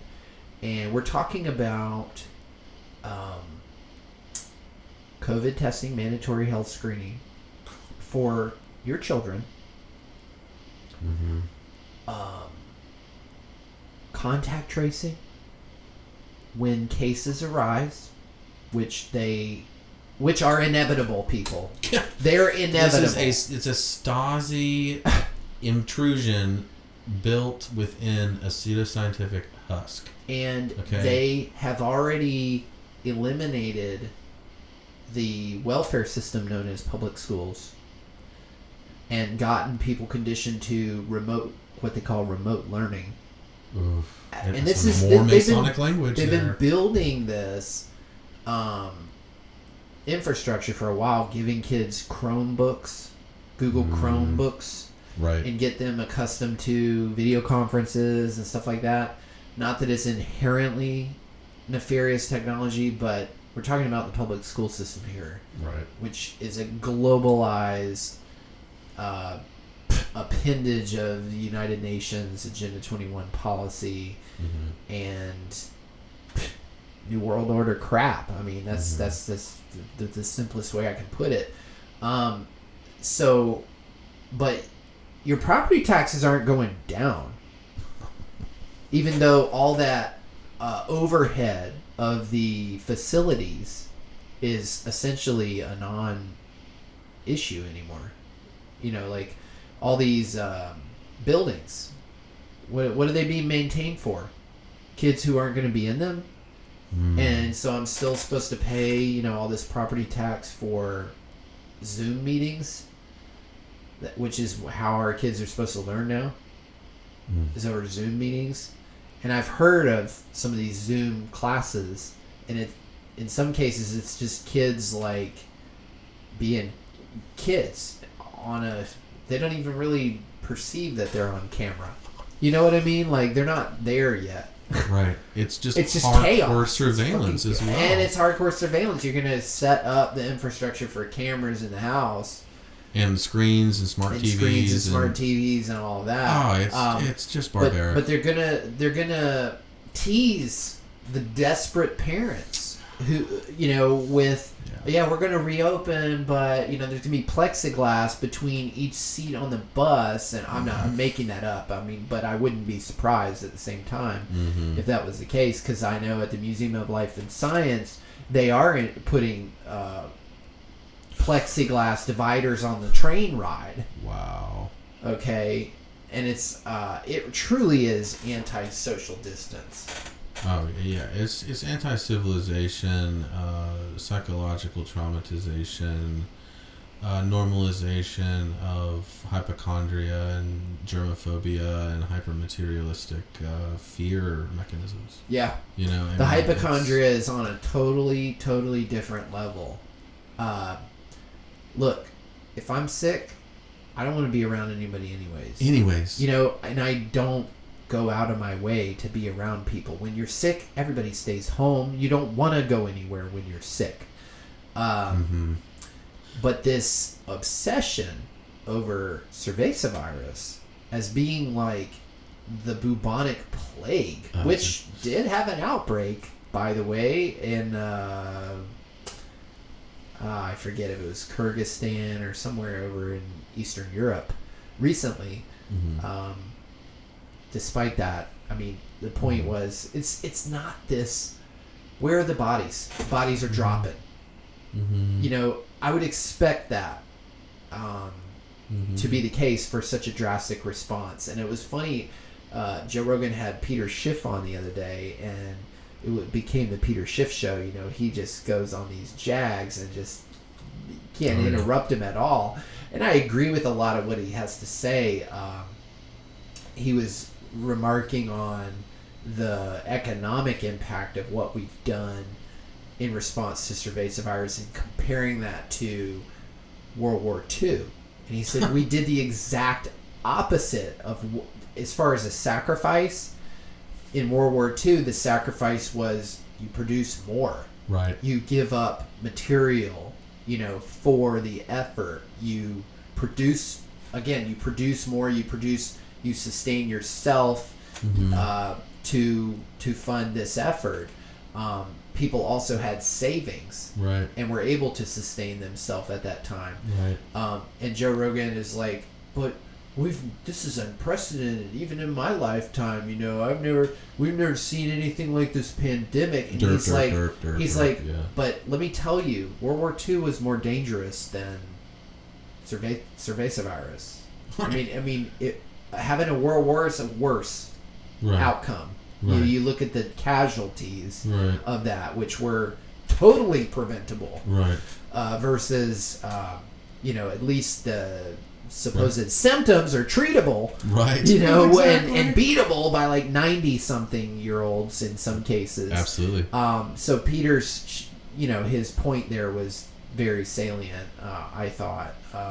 Definitely. I think that the main thing that people need to realize is that this is a broader pattern of this power block clique of people who want to just keep subjugating humans at large because they're misanthropes.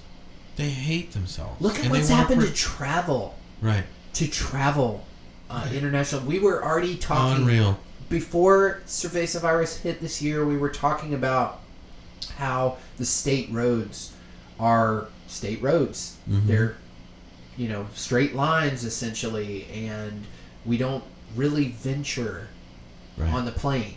Right. We stay on the roads. Right. Otherwise, we might damage our cars. Right. When we get on the airplanes, it's federally regulated. Right. You go where the airports are. Right. You don't have access generally to, even if you can afford a plane or a paramotor, you can only go so far. You can't just go off the map. You have to report your existence to the FAA. Why? So you don't crash. Really? Really? In airspace. Right.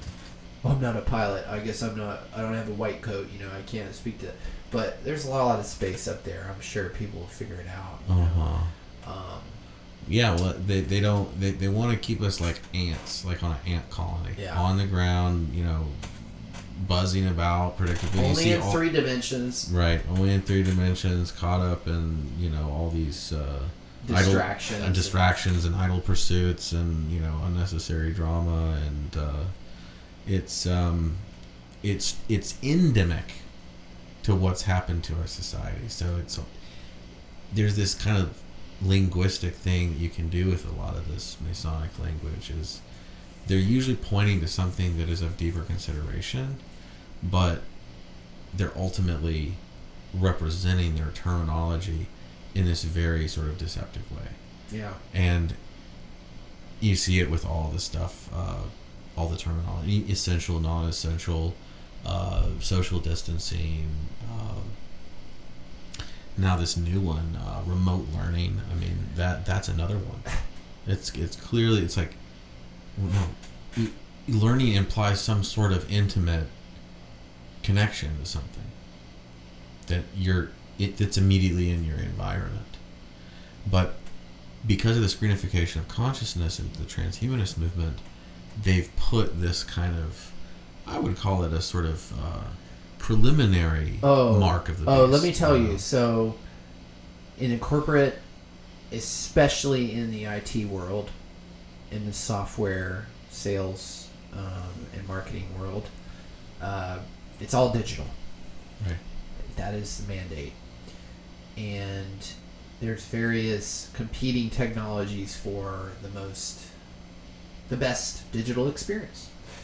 And now everybody's accustomed to seeing their colleagues on screen video. Sometimes you get to meet them in person. Most of the time, for me anyways, I'm on the phone with them. But now we're on video, so it's a very different experience. But middle management is realizing that these in-person meetings aren't going to be coming back anytime soon. Mm-hmm. And they thought they would be back, in a month, when they said things will start getting back to normal in a couple weeks. But that can keeps getting kicked down the road. Yeah. And travel's not being allowed, and it's only under special approval, and it has to be very extenuating circumstance. And so what are the competing technologies for the video conferencing doing? They are augmenting reality. They're improving their approach to that experience. And I heard someone say they got to beta test something recently, which they already have this concept of virtual backgrounds. Right. And so this is common in video production, the concept of a green screen. Every weatherman knows what I'm talking about here. The idea of the green screen is to create a contrast so that the software can very easily cut you out. Well, it's gotten so good now, they can cut you out even when, your wife is in the background and, you're at your kitchen table or whatever. They can do a pretty decent job. It's a lot of feathering and stuff, but you can put a beach behind you, and, that's been the conversation, in that world is, virtual background, oh, that's a funny one, oh, that's blah, blah, blah. Well, now they are introducing new features where you get cut out, but then you get superimposed on a synthetic conference room. Right. So you're at a virtual table now, and it's a little closer to being in person to give you more of a personal feel. Okay. Right. And this is their incremental step towards the HoloLens, the headset, the VR, the 360, where it'll start off with a thing that mounts on your face, and it's got gyroscopes and stuff, so that where you look, you look in VR and you feel like you're kind of in a room, and that's what that Abramovich Microsoft ad was all about, which we played before, is sort of the promotion of that. But man, I can see it happening, and it's crazy that a lot of that stuff, like the HoloLens promoted by her in her little art display, and the virtual meetings I'm talking about, all ties back to Mr. Bill Gates, who is all up in Gabby's butthole, and funding vaccines to the tune of billions of dollars for the cervezavirus, and promoting digital ID 2020, which we talked about before. It's just all ties together to this very nightmarish technotronic system, which has been, brewing for a while. It's just kind of like, where's the impetus? Where's the fake alien invasion that's going to bring everybody together? And I think this one, it's done a pretty damn good job. Everybody's pretty damn convinced about this invisible threat. Right. Well, and it's so much, as we've commented in previous episodes, it's just, it's so, there's so much more ease with using a virus ideology than it is to use the sort of astrophysicalist alien invasion. Because there's always going to be doubters of that, but you don't see many devout, religious folks doubting that's a problem. The virology aspect to this. Do you? No, unfortunately. And just total ignorance about nutrition and your immune system. Right. Which needs human contact to be at optimal levels. That brings me back to the mask thing, and I've seen some businesses, despite the order, mention in their rules, all visitors are required to wear a mask unless you have a specific health condition. We talked about this before. Right. There's a myriad of health conditions which would imply a mask could exacerbate it, such as asthma, which is extremely common. COPD. Claustrophobia. Right.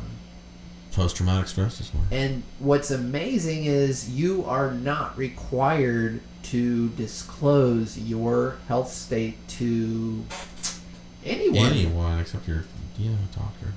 And that doctor is your choice. It's your choice which doctor you have and how you decide to practice medicine and take care of yourself. So that's so true. It's amazing, many of us are confronted with going to the grocery store and having to wear a mask, whether we believe it to be in our best interest or not.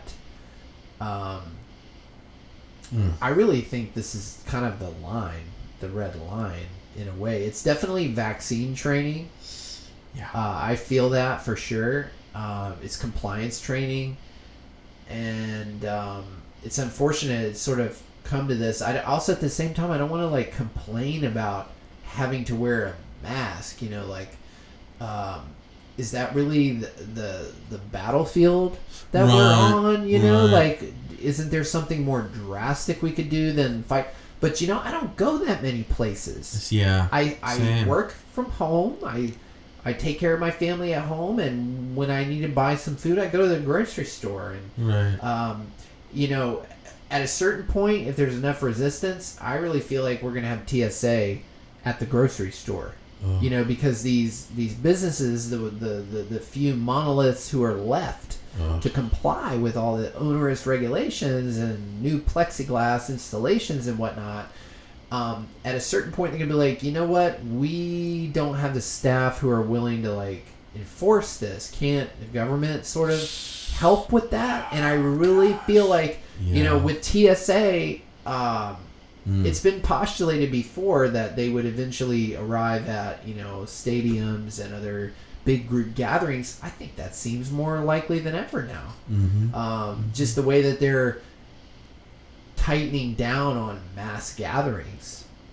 But to me, that is also highly political.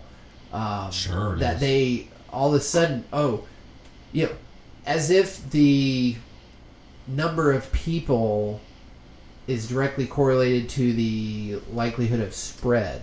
That's the weird thing is okay, so 25 people, then 10 people, then 5 people, everyone's where's gonna be the in their science own pod. that actually indicates at what it just seems very arbitrary to start drawing lines at a certain number of people as being too much of a risk versus enough of a risk that we could take. Gosh, it's all pseudoscientific nonsense, and it's statistical manipulation, and it's just rife with so many problems, and that's why it is still a little bit of a gamble. I mean, it's not as risky as the whole sort of ace up the sleeve Project Bluebeam kind of stuff, but it still is risky because you're going to have people who are historians of science and would be able to bring up the fact that, the science still really isn't settled on the so-called danger of viruses. Right. Can you talk a little more about that? Well, I mean, there's the whole exosome theory combined with the terrain theory, which have been intellectually suppressed and basically blackballed within the academy for the past 70 years. And no grants are given towards any kind of experimentation related to environmental toxicity being the main driver behind disease. There's not any huge investigation into the ability for the immune system to basically treat viruses as a cleaning agent within the body, that it's a natural process, that that viruses emerge from within the body as solvents to excrete toxins in the system out of the body. And that's what symptoms are. Notice how the body produces mucus. It expels things quickly, whether that's sneezing or, right, coughing. It's all about trying to expel toxicity. So if you have a sick population, it's probably because there's a lot of environmental toxicity in which they live. And the basis of their conduct is constantly exposed to some sort of toxicity. And that, to me, is a clearer view of nature than this whole, chaotic, inchoate, ball universe. And it's on the micro level with the whole virus thing and germs. It's all about this, independently existing, billion-year-old organism, basically, that's comprised of all these little, spheres. Yeah. That constantly go around and just infect things in order to survive. Yeah, I saw some headline. It was like COVID droplets last in the air for 30 minutes or something. They live in the air, and air conditioning is worsening the situation through circulation. And then I'm going to the pool, with my kids, and they're telling me I have to wear a mask while I'm in the clubhouse. I go through the clubhouse, and then I'm on the outside, but there's still a awning, sort of like it's a wood roof structure, vaulted ceilings and everything, but ostensibly I still have to wear the mask under that. But then as soon as I get out of that, like from under the roof, the mask can come off, everybody can be around each other, and I'm just like, charade. None of this is scientifically Pure charade. Nobody feels protected. Nobody cares if they feel protected or not, because they just want to go hang out at the pool and be like normal. And it's sad, man. Well, I think that a big factor behind this is that the medical establishment, regardless of how powerful they are and how much influence they have, they're also scared shitless of the burgeoning amount of resistance to their corporate, oligarchical funded, allopathic stranglehold over people's sense of health. There's a huge movement of health consciousness that's all about absolutely grabbing back your intrepid, sovereign, God-given health, everything from, and enriching your life through nature. Everything from the anti-fluoride movement to the organic foods movement to even the vegan, some of the the more fringe, like health, still very much health conscious, like anti-corporate industrial, farming, all of that stuff. Yeah, I definitely agree with you. They're scared shitless about that, and so that's why they're trying to flex their muscles. That's why Monsanto and Bayer have to merge with each other and settle out of court for billions for their their cancerous weed killer. Right. Yeah, it's definitely all culminating and accelerating to a head. All the big tech censorship of this information as well. I mean, it's crazy. Yeah. And I really do think that if people can just wake up to the reality that, a lot of these corporations are about 10 times more valuable than they really are in terms of stock market valuations and all the manipulated Fugazi markets that makes them so prominent and front and center in people's lives. It's propped up that way.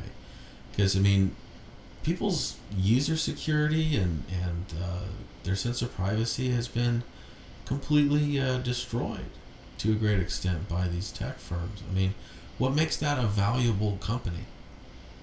That people's privacy is completely destroyed in exchange for, convenient communication through a screen, basically. I don't understand it. I don't understand how Google can be, it's basically, it's this front and center PR monopolization that leads to these evaluations in concert with all the monetarism and the money printing and the economic manipulation. Have you seen the contact tracing like stuff on Google Android and the apps, the contact tracing stuff, so you can like, you know, share your data with other people who are, you know, doing their part, and we're mapping out who's got COVID and who doesn't and who's in touch, and now the separation of the degrees of separation as far as symptoms and potential infectious vectors are like so distant now. You know, they're counting people who were around somebody who allegedly had cervezavirus as having cervezavirus. So the numbers are being inflated. There's all this data sharing among the big techs with this county and city and municipal governments, and how they use that. Not only is it immediately concerning as far as constitutional rights, privacy, like you said, they're now trying to go after people who have parties. I mean, it's a total attack on freedom. I don't see how anybody doesn't see it any other way. But they're also going to be selling this data illegally. They're going to be selling it. They shouldn't even have it. But Google and some others, Apple, have just shared it. You know, to protect. We're in a war. Right. Emergency was declared. National emergency was declared. Right. So that means the president has dictatorial power to do what he wants. Yeah. And excuse me, I'm going to cough, which is like a crime now. Yeah. It's a crime. Let me do it in the mic. Excuse me. Yeah. I literally heard a manager on a team call. He's like, I'm trying not to cough. You know, I actually flew recently and I had to cough and talk about awkward. And it's like, why? Why? Why is it awkward? It could just be phlegm. You are not responsible for everyone's You could have system. sipped your drink down the wrong pipe. I mean, who fucking cares? Right. Like, it's all about the deep misanthropy. They're problematizing our existence and they're insulting humanity as an obsolete my in-laws' entity. father stormed Normandy. Who fucking cares about a cold?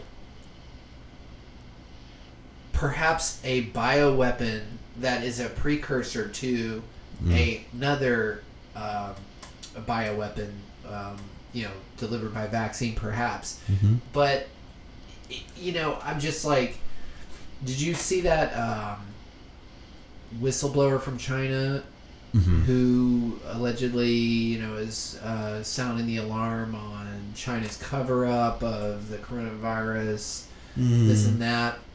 I saw it. She may feel like she's whistleblowing. And she may be actually, you know, there may be somewhat of a cover-up of the, I don't know, the situation in China. Maybe the numbers are being misreported, but the overall mortality is not up. It's not materially up. So despite what the laboratory technicians say about the potential risks, such as this whistleblower, who may be genuine in her efforts, I don't, even like you said before, even the inflated numbers aren't so concerning. Right. So why the hypochondria? You know, like, we've been through so much worse as a species. It's like the disconnect between our reaction and the actual threat is like very jarring and hard for me to like wrap my head around and to take serious in mixed company. You know, like all the gesticulating and the virtue signaling about Right. taking this seriously is like really getting to me because too. I don't want to downplay the possibility that this is a man-made something that is leading to something, but I don't see the bodies dropping, so I'm just not getting on board with the fear. I don't like I think the narrative is very fraudulent. Yeah. In toto. I mean, I think that should we be worried about taxpayer dollars going to these, Franken labs where they're crossing all kinds of stuff together? That is a big bad issue. I mean, absolutely. But do I think that the thing that they're saying this is holds water? I don't.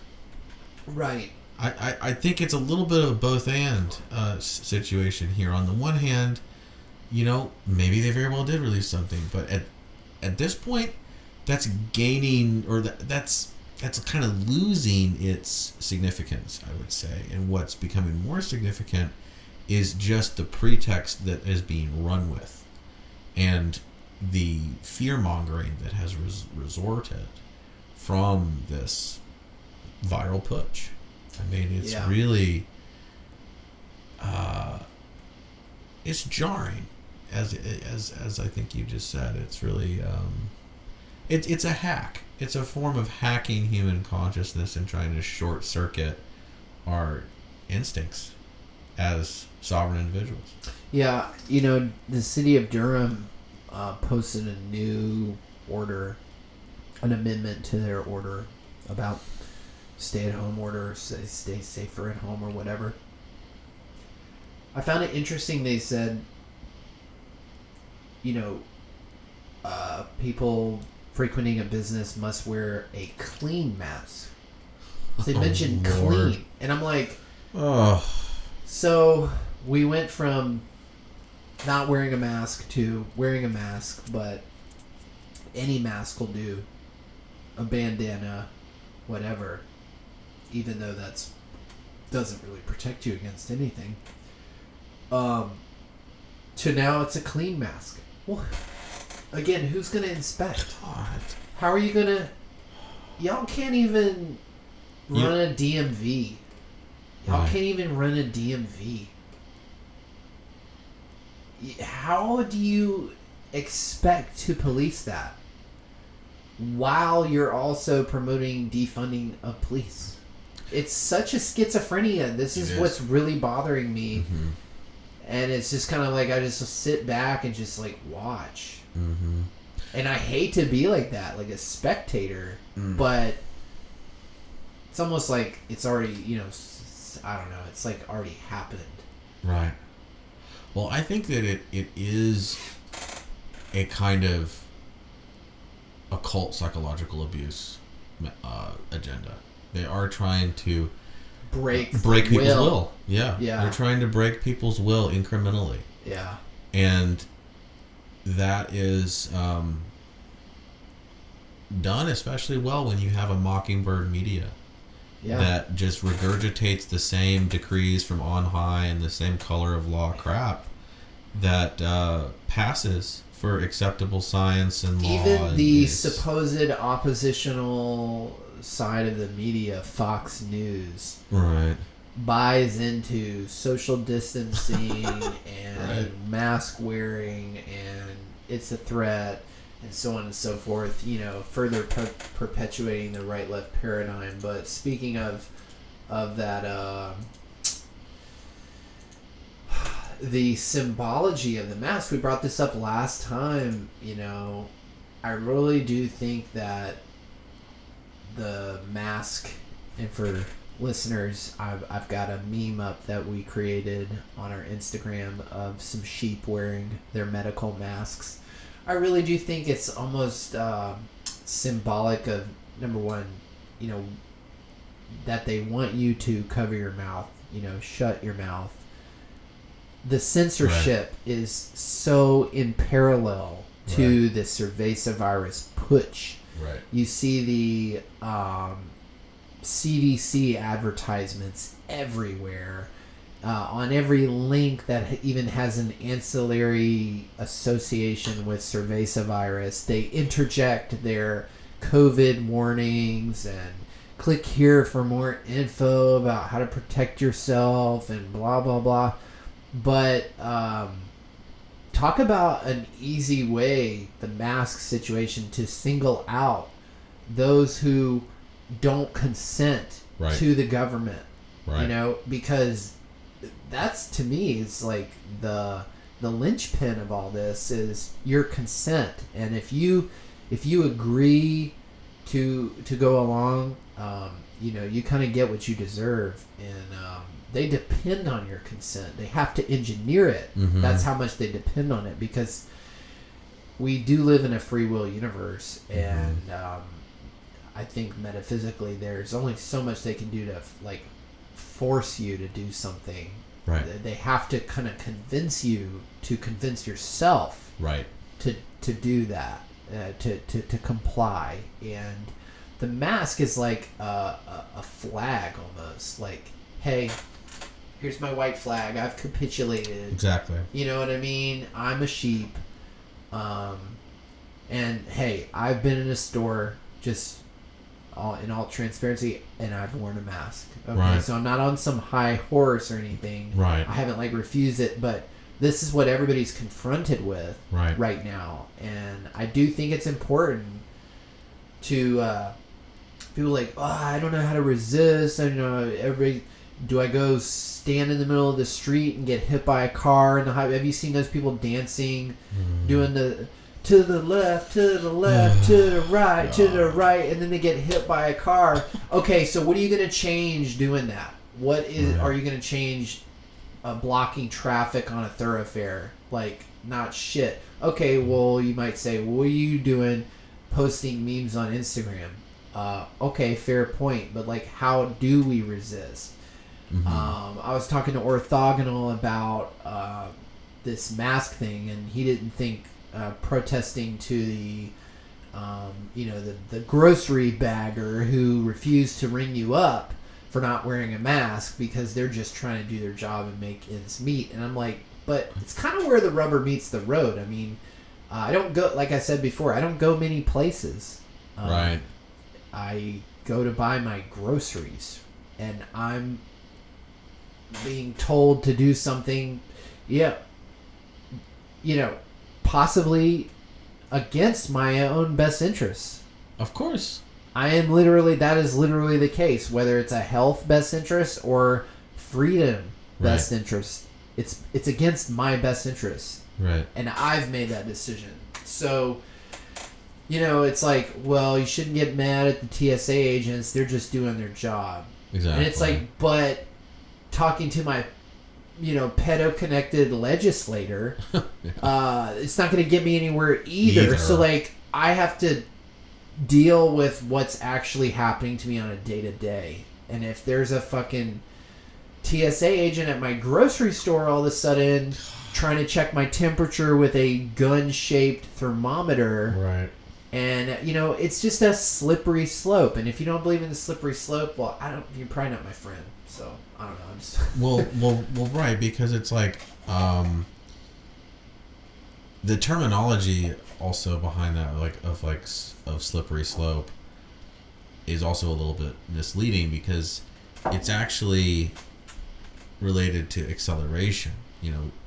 Slippery slope, we think people, you fall in and it's one thing happens after the next, and it's just sort of like a tangential chain of associations. But at the same time, what actually does happen in situations where people just kind of capitulate and keep acquiescing and not talking about it and just internalizing it and going along with the program, is that further infringements accelerate. Right. And they get worse and worse. They get worse and worse and worse, quicker and quicker and quicker. So there's a lot of history to bear that out. It's not like the next generation is going to have to deal with it. I'm going to have to deal with it in my lifetime, and it's going to be 10 times worse by the time I'm dealing with it than right now. Right. Right. And that's the thing. I mean, definitely understand the sort of advice of Sean Penn in The Thin Red Line. Sometimes the best thing to do is to just find yourself a piece of land and make yourself into an island. I mean, no man is an island, but at some point, if the world around you is becoming so absurd and deranged that it's crumbling at every single vantage point, then you got to seek higher ground somewhere. Right. And, maybe there isn't any higher ground in this particular realm, but there's higher ground somewhere.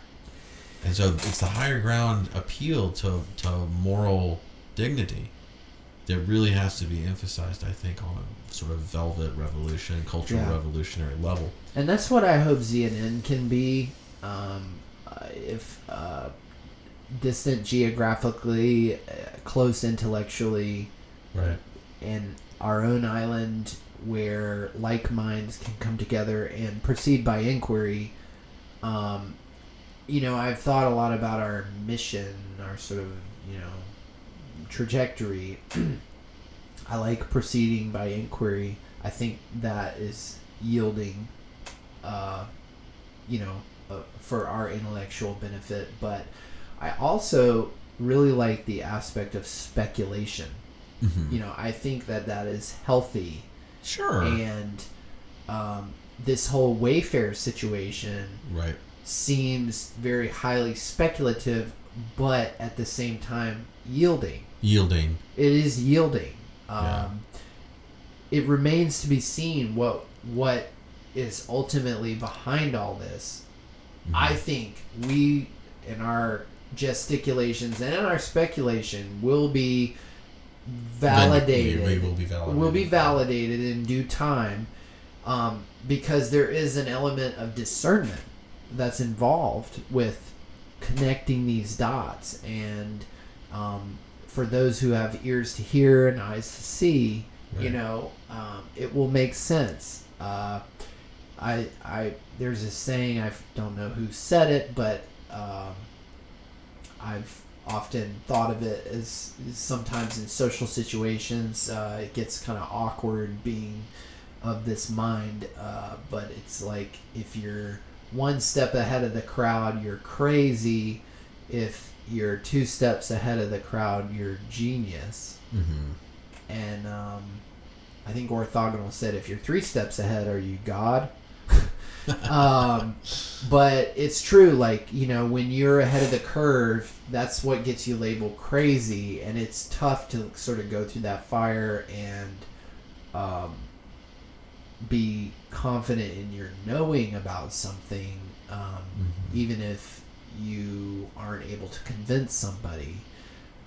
But when it happens in due time, it unfolds, and you get that validation, it really sort of gives you even more confidence to be speculative confidently going forward.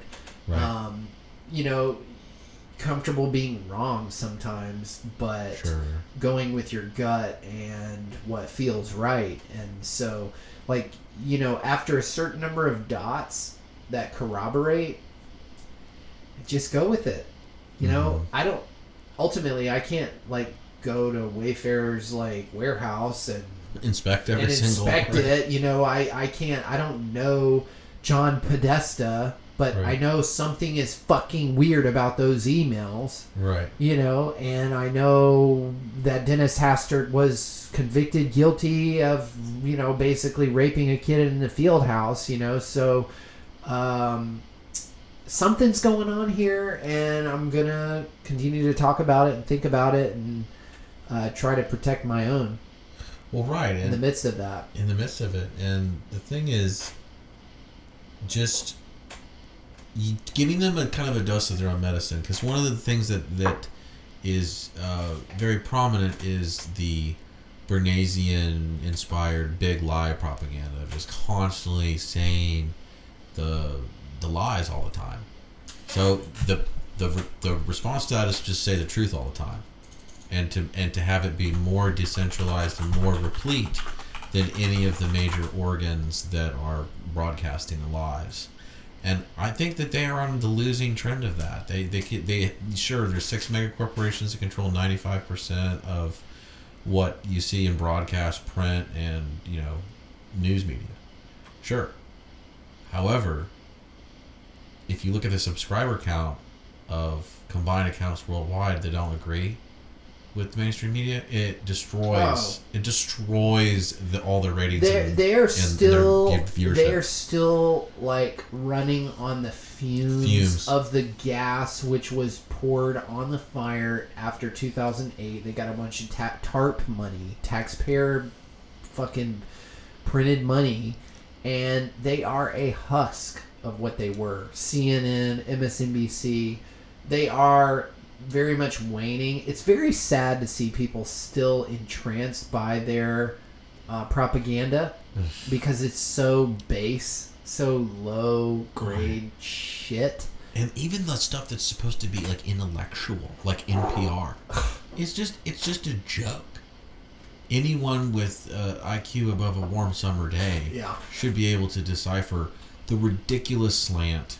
Anyone who thinks that there's some sort of objective, wholly dispassionate, entirely truthful vantage point in this media world is fooling themselves. It's mythology. Yeah, well, you mentioned the Bernaysian big lie, and if you don't know who Bernays is, you're probably not watching CNN on YouTube or Theta Network or whatever. But if you really are listening to us and you don't know who he is, look him up. He wrote this book in 1921 called Propaganda. It inspired, Joseph Goebbels and the Nazi propagandists who were very infamous. But, what's interesting about us doing this show here and being in North Carolina is just all the ties to Bernays with our government and the industries of North Carolina, including the American Tobacco Company, and his involvement with their PR campaigns and the government, the fluoridation program, the Research Triangle Park, which was partially inspired by the architect of the fluoride program nationally, Oscar Ewing. And I just find it very ironic, his involvement here and the... If there's an institutional racism, it's definitely eugenics. Is it not? Right. Okay, and there is a eugenics board of North Carolina that perpetuated and instituted and executed literal sterilizations of what they considered to be mentally infirm, mentally indigent, mentally deficient individuals. And amidst all this statue toppling, there is a sign in Raleigh, North Carolina, indicating, where the eugenics board used to meet, all the way up till 1973. And the state also took millions of dollars of taxpayer money and paid reparations to those who were still living but were prevented from procreating as a result of their sterilization program, which is fucking amazing and a total, travesty and thievery and mindfuck. Right. But I bet you if we drove 45 minutes... this sign is probably still standing there. You know what I mean? And so it's like the big lie from all the foundations and the universities. It's all these damn white males. All these copper and bronze statues of white males. Right. But meanwhile, eugenics board is meeting. Planned Parenthood is still standing. They're getting cervezavirus funding. Right. Small business loans and so on. And that all gets to continue. Yeah. And, ultimately, there's a pretty large contingency of people involved in eugenics that have the highest disdain for you if you lump them into quote-unquote whiteness. And, You know, if you look at the Bill Gates kind of dynasty and his dad's history is particularly fascinating as well. This guy is a kind of modern scion of the misanthropic elite agenda. He's kind of one of the front spokespeople for it. You know, and is he the ultimate source of this agenda? No, but he's such a prominent advocate and driver of it that he's willing to sort of take the risks and be the front person. And you know, we don't, even despite Corbett's, you know, solid investigative treatment of him and all these people looking into his life, he's still kind of a reclusive, mysterious individual. Mm-hmm. You know, he's part of this upper cadre of people who have the Elysium Society. Right. It's the breakaway civilization. Exactly. They get to go on all the secret tunnels, the underground railroads, literally the modern day underground railroads, high-speed trains, deep underground military bases, nuclear yachts. Beyond the tourist zones of the Arctic North and the Antarctic South. Yeah. Dude, who knows what the Earth really looks like when you're flying on a commercial airline and they put a bullshit 3D globe with a little animation of your plane.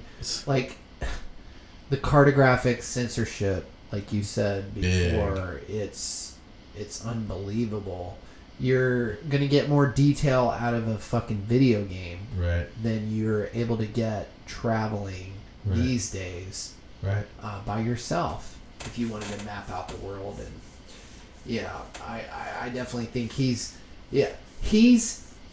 if you're a front man, you're still it's like a media guy almost at that level, because if we're talking about, you know, Ghislane being Epstein's handler, someone's handling her at many levels above. So it's just amazing. It is amazing. You know, Bill Gates was supposed to be one of the richest men in the world. He never was one of the richest men in the world. Maybe one of, if you're talking about top 100, but like in terms of black budget, black like off record wealth, not publicly reported, he's not in the top 10. Probably not. No, definitely not. There are trillionaires, you know, royalty, dynastic families. The black nobility, Vatican connected wealth. Like, give me a break. Absolutely. And I mean, that's the thing. It's like, you know, he even openly talks about Steve Jobs being a wizard like him. Bill Gates talks about how he's into like wizardry, sorcery. In other words, it's you know, Kabbalah, occult magic, and he's a Sith Lord, you know? Yeah. At the end of the day, you know, I mean, if it's an order of, you know, black magicians, essentially. And they are committed to enforcing certain soul consciousness spiritual aims in the public mind so that they can maintain the mental slavery over the masses. Right. And Bill Gates is this, you know, summoner of vaccine obedience. You know, he's left the computer virus world and now he's on to the human virus world. And his whole egotism revolves around almost this kind of Shabbos Goy participant in healing the world. The whole Tikkun Olam mythos of a supreme order of the world and, world court and everything coming out of Jerusalem. And ultimately, I think that serves Rome. If you look back at the Roman Empire, they were extremely powerful Jews and Hebrews back then who were emissaries. They were scions of Rome, and they worked in tandem. Herod, classic example. So I think that they're trying to recreate that to a great extent, where you Club have of Rome,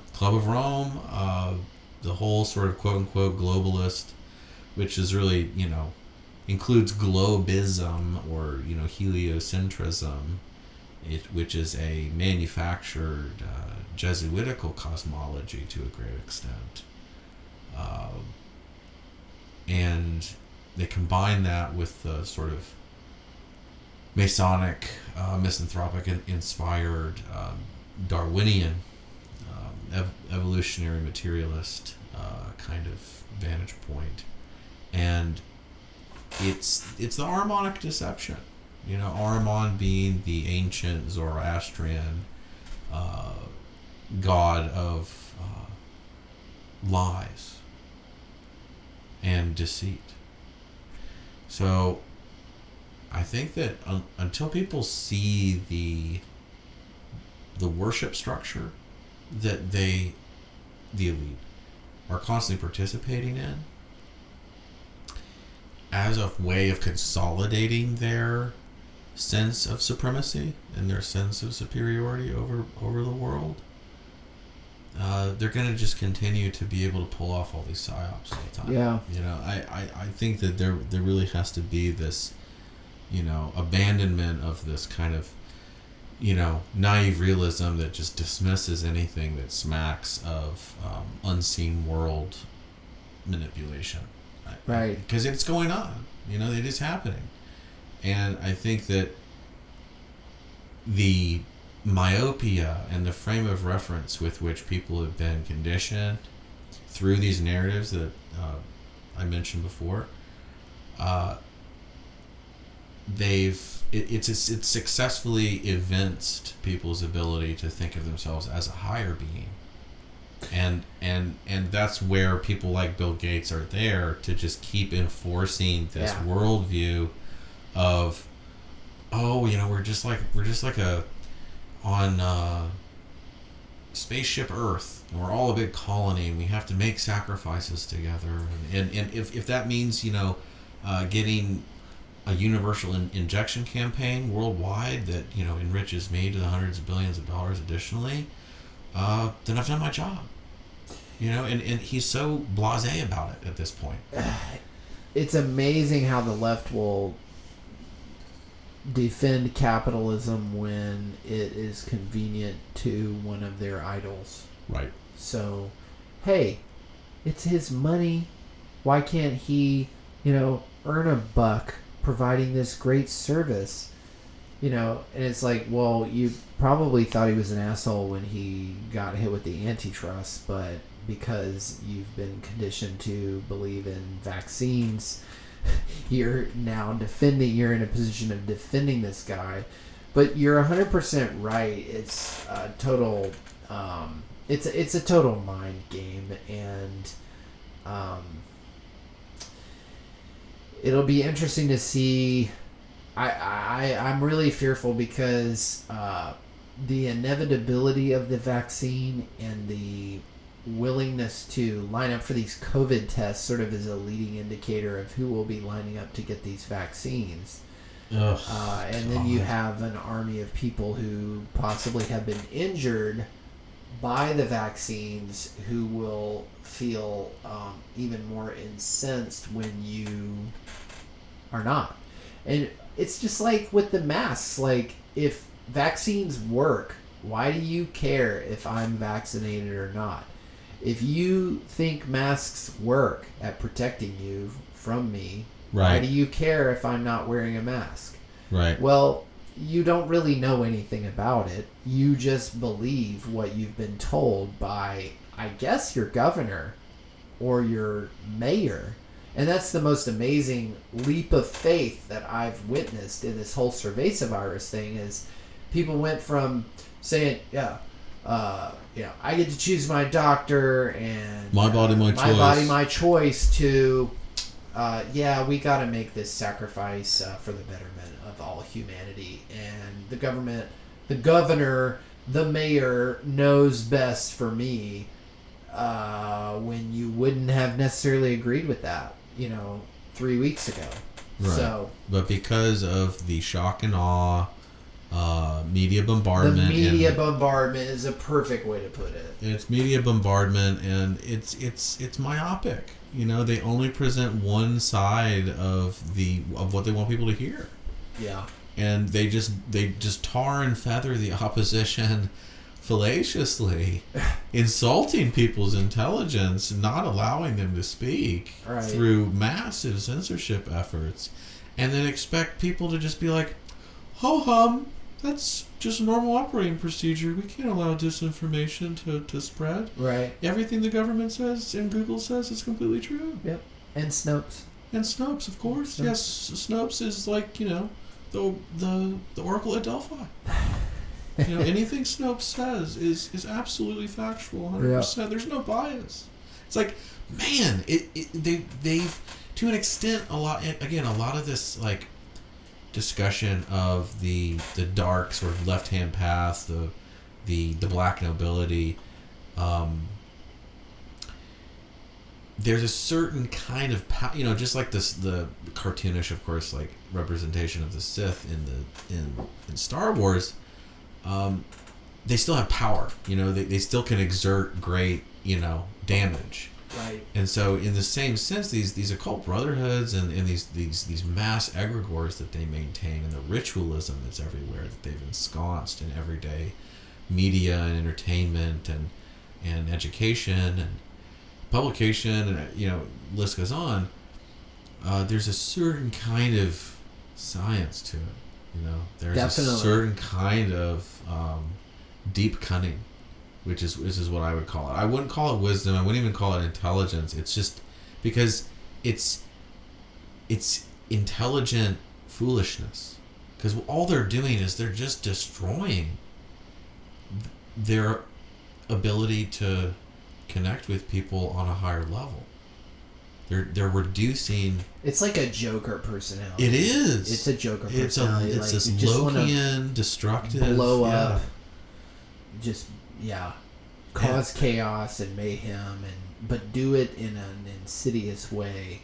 That people like the destruction happening and put a veil. Invite it. Yeah, they invite it, and then they put a veil over the negative effects and whitewash it and censor it in their own minds, internalizing it in like a Stockholm syndrome kind of learned helplessness, gaslit, real.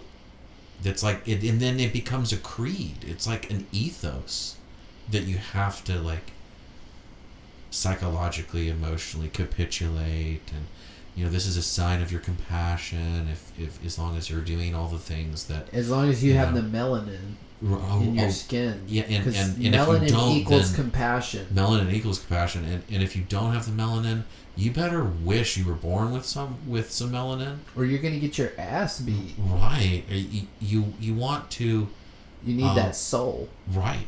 You need to completely self-castigate and self-abrogate if you don't meet a certain aesthetic trend that is bandied about in supremacist, bigoted circles. I mean, going back to the original start of the show, it's like the sheer volume of double standards that are circulating in the schizophrenic political paradigm today is at all-time highs. Yeah, and it's all-time highs. It's causing a self-cannibalization. Right. These people are eating themselves and each other in their drive to make things equal, I guess. That's their aim. Equality for equality's sake. And I think that is a classic example of the road to hell is paved with good intentions. Right. I mean, it's just that is like the pinnacle example in our modern world today of all kinds of hell is unleashed when you just have blind egalitarianism. I talked about this in the last episode. I mean, the Civil Rights Act. Right. The road to hell is paved with good intentions. Maybe that Civil Rights Act was well intentioned, although it was passed after Martin Luther King was assassinated and a bunch of cities rioted. That's probably its own topic of discussion for a few hours. Indeed. What actually happened there, but ironically, in my opinion, that road to hell was paved with good intentions, at least at its genesis, and yet it has been the road to hell in terms of the cerveza lockdown, because it gave unprecedented power heretofore to the states, to the federal government, to impose its will through public health department and other licensing boards to employers, to basically come in and say, yeah, you got to hire this kind of person, at least you should, it's got to be equal, ostensibly.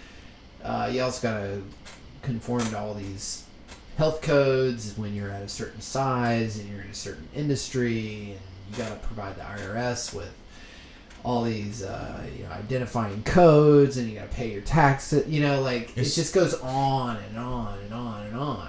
Yeah, because if you're just trying to pursue equality for equality's sake, or equity for equity's sake, or justice for justice's sake, you're just going to create misery. And that's what we've seen historically, is that unless you respect the sovereignty of individuals to not participate in your pursuit of equality and treat themselves in their own individual way, voluntarily, right, then you're just reconstituting the same totalitarian ethos that you're supposedly contesting. Yep. And it's like, it's a vicious loop. And until people realize that the cycle's coming back around and it's testing our conscious ability to sort of detect, long-term deceptive trends coming to the fore on the world stage and, through the current events, will we pass it this time? Did we pass it last time? Have we ever passed? Yeah. I think those are kind of deep Zetetic questions, and yep. How many more trials are we going to go through? Is this even a full-on trial, or is it just a prelude to the real trial? It's really. I definitely am getting beta test feel out of this phase 1 lockdown, and phase 2 is going to be so much worse, because so much economic damage has been wreaked already. The Federal Reserve is out of bullets as far as printing money. I think they were out of bullets in 2008, but they had some other tricks up their sleeve. Remains to be seen what the equity markets are going to do under these kind of conditions of endless money printing. At the same time, you see earnings reports are going to be travesties. So stay tuned to Zetetic.News. This is Dave and Xavier Diamant, your hosts for today. It's been a pleasure, talking through the current events. Not a whole lot to update on the site. Check out I'm going to be adding some channels to the news section, including the Lost History channel, and maybe I'll create a new, Earth News section here.